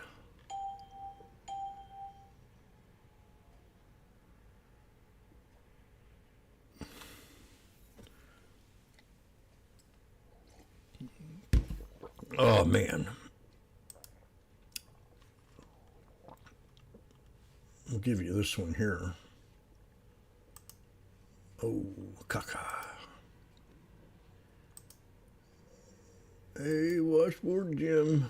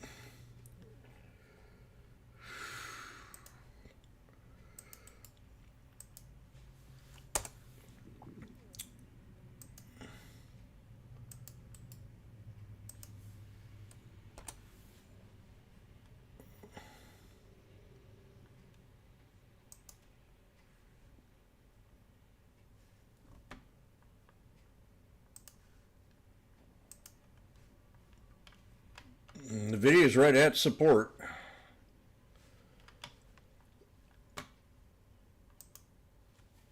But I think I'll just let it play out. It might bounce today. I don't know. I was kind of thinking it would. But I don't want to come out here too bullish.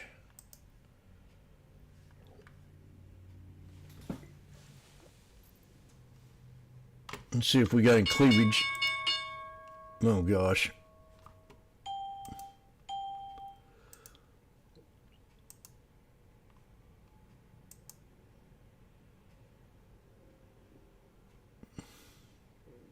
There's Sammy. She got her mouth wide open. She looks a little rough today.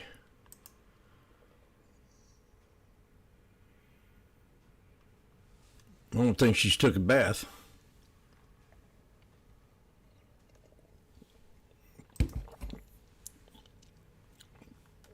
There's the NVIDIA bounce a little bit. SPY.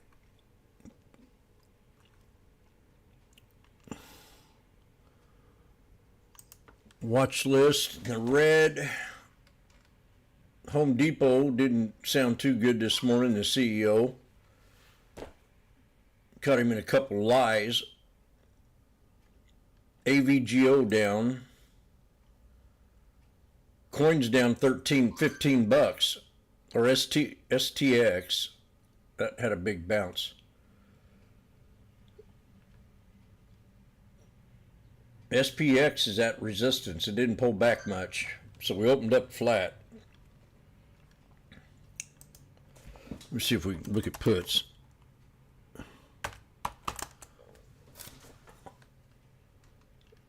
The 19th. Oh God, they're expensive. Yuck.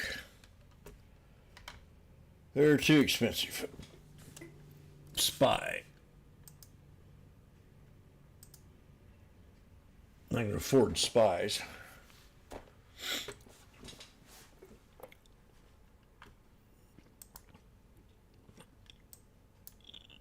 We've got a snake breakout, triple bottom, fallen wedge.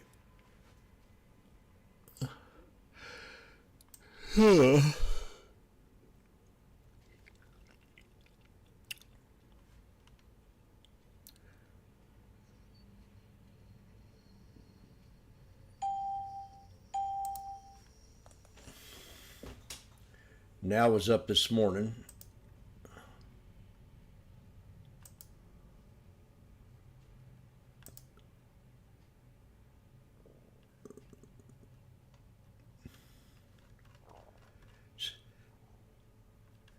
Now Kroger, PLTR up $2.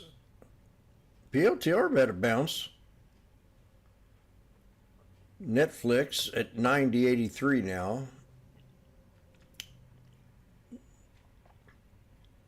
Not no big gainers this morning, just now.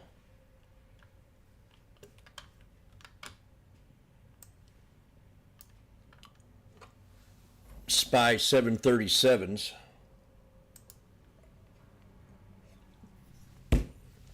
Let's do that one.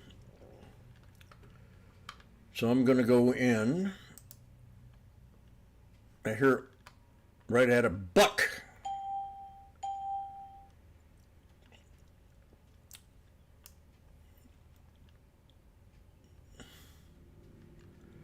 Little fallen wedge, breakout, pullback.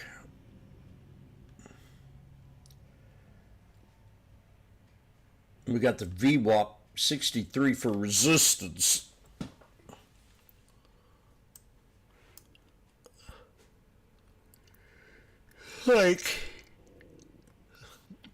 Yeah, I didn't get much sleep last night.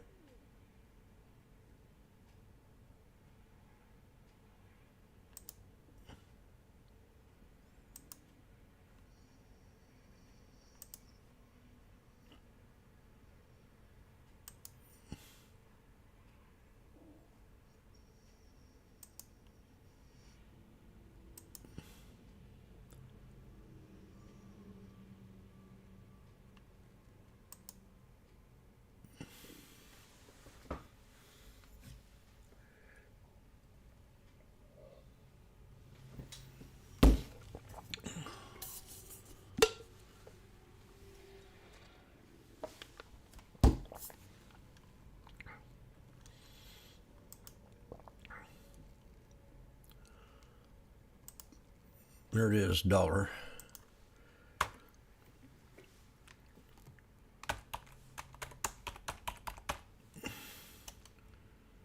$0.91. Okay, here we go. Prepare ye in the name of the Lord. 92 cents.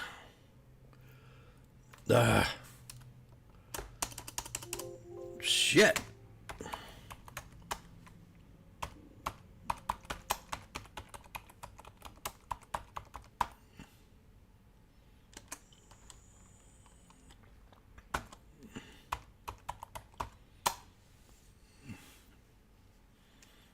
$7.37s at 0.92.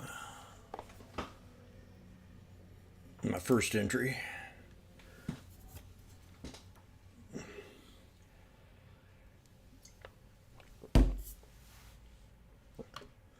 Washboardjim. Oh, no. We're at $1.04 right now. Falling wedge, breakout, pull back. I'm up $100.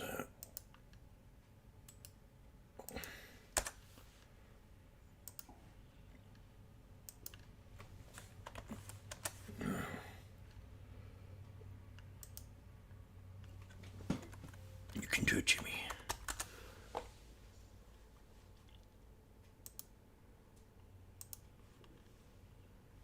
Yeah. Oh, look at that. I'm up $200. Got a big old hammer right there. You see it?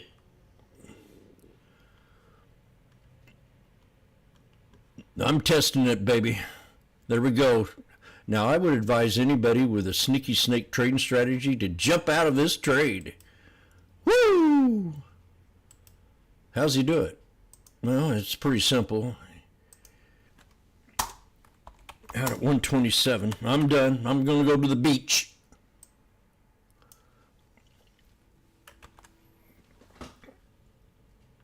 What you think about that, Big C?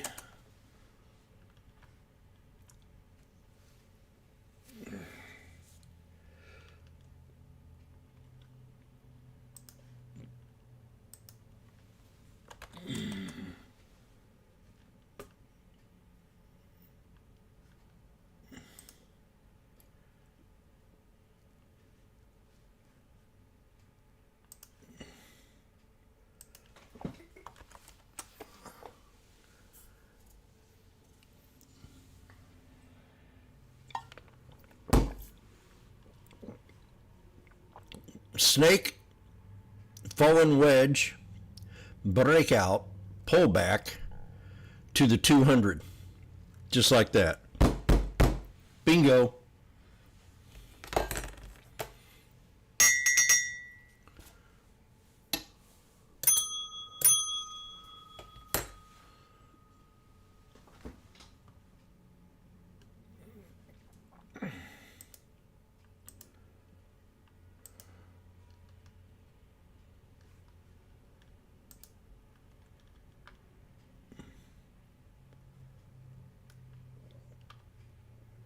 Seemed like the fallen wedge yesterday and again today.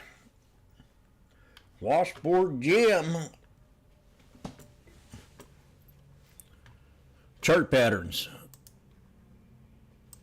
Has anybody done their homework and studied chart patterns? A yes or no answer, please.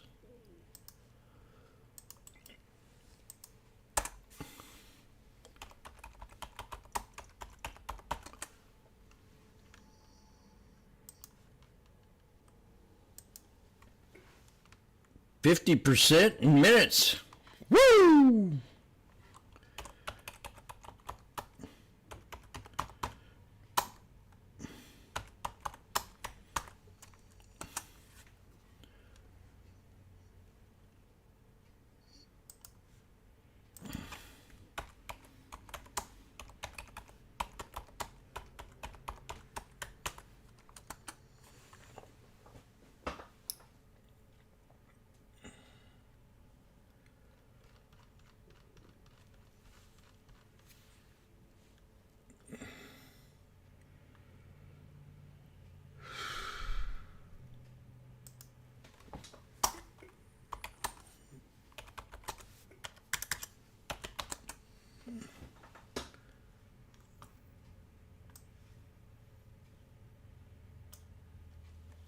I'm going to go take a couple aspirin.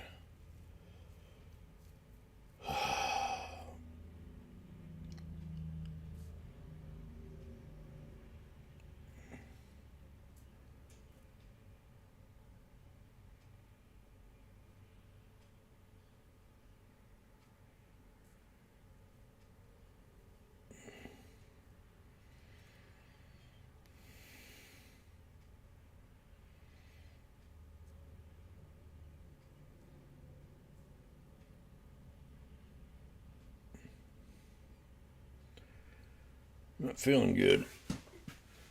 There, we got a pullback.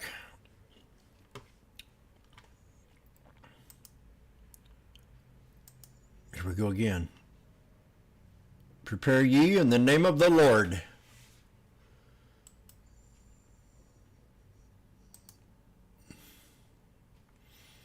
$99.98. There it is. 98.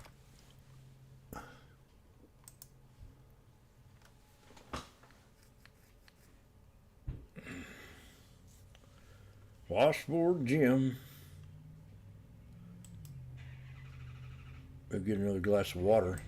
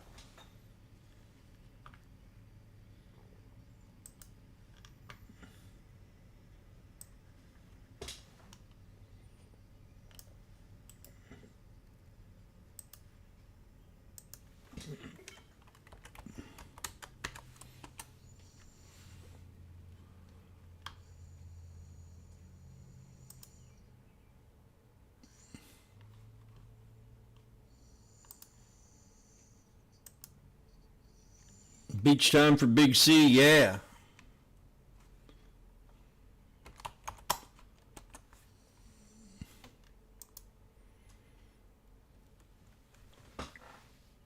Got to hold this support. Got 3 black crows.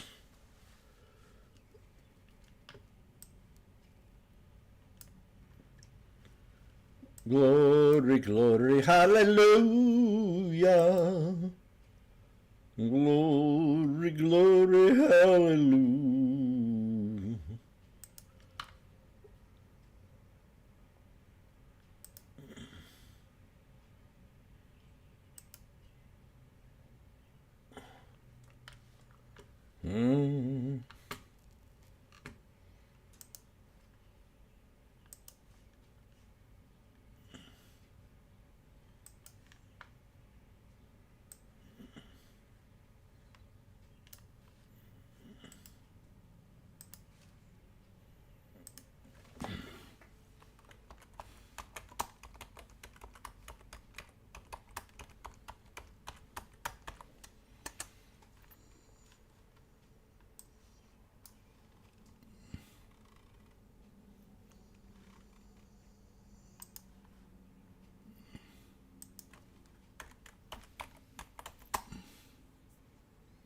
Ah, damn it.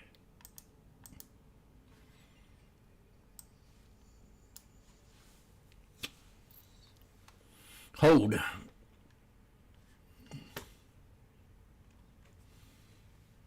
Yes. I don't know if it's a good thing. It's not working out so far.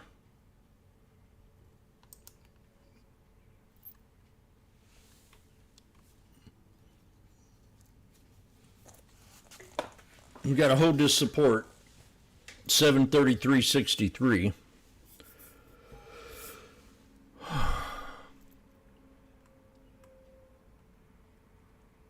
Fat cats are very bearish.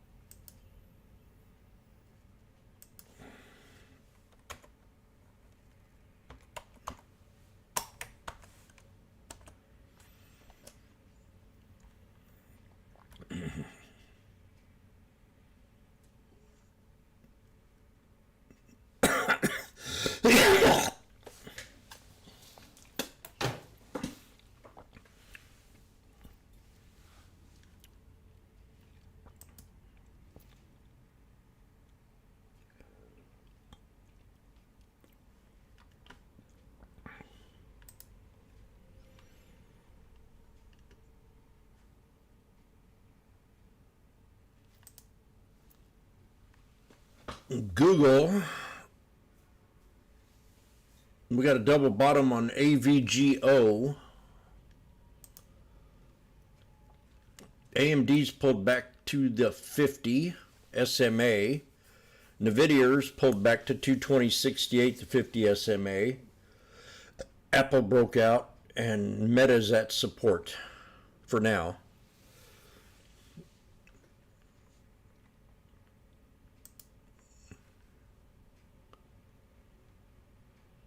Less green on the table. SPX done. Oh shit. Woo!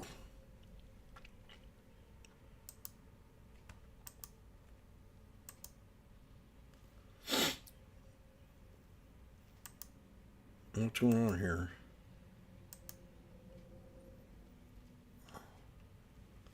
Something acting funny.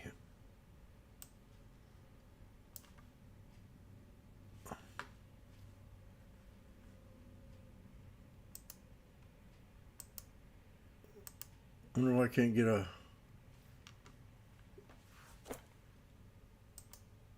Is this thing froze already?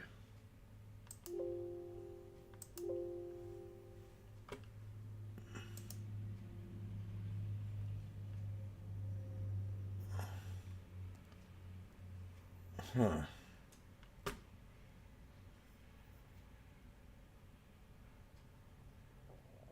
You can only view or store activity history.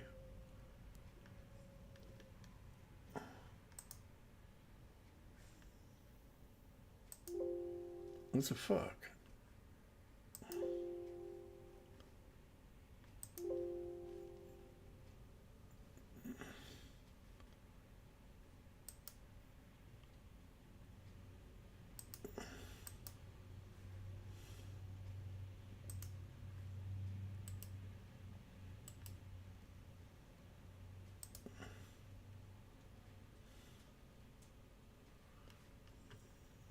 I don't know what's going on here. Ugh.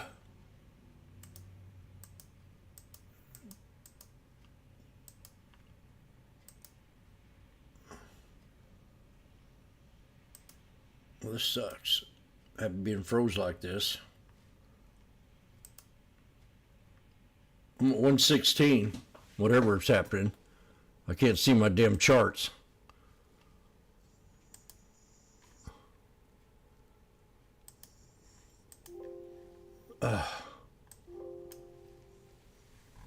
Wow.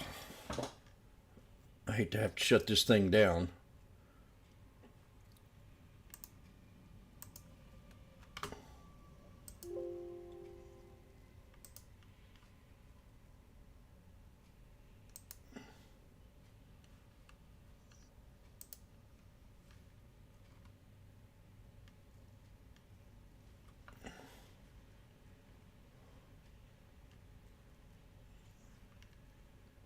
I can't see what the problem is.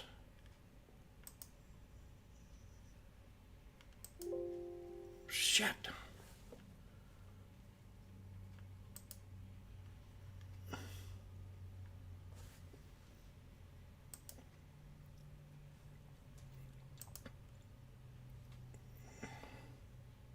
I got out at 117, but I can't figure out what the problem is here.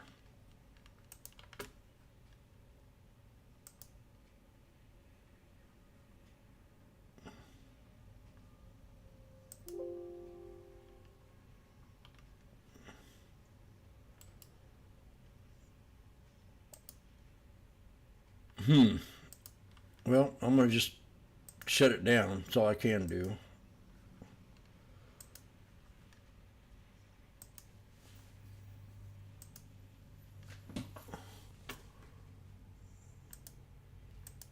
Because I can't see.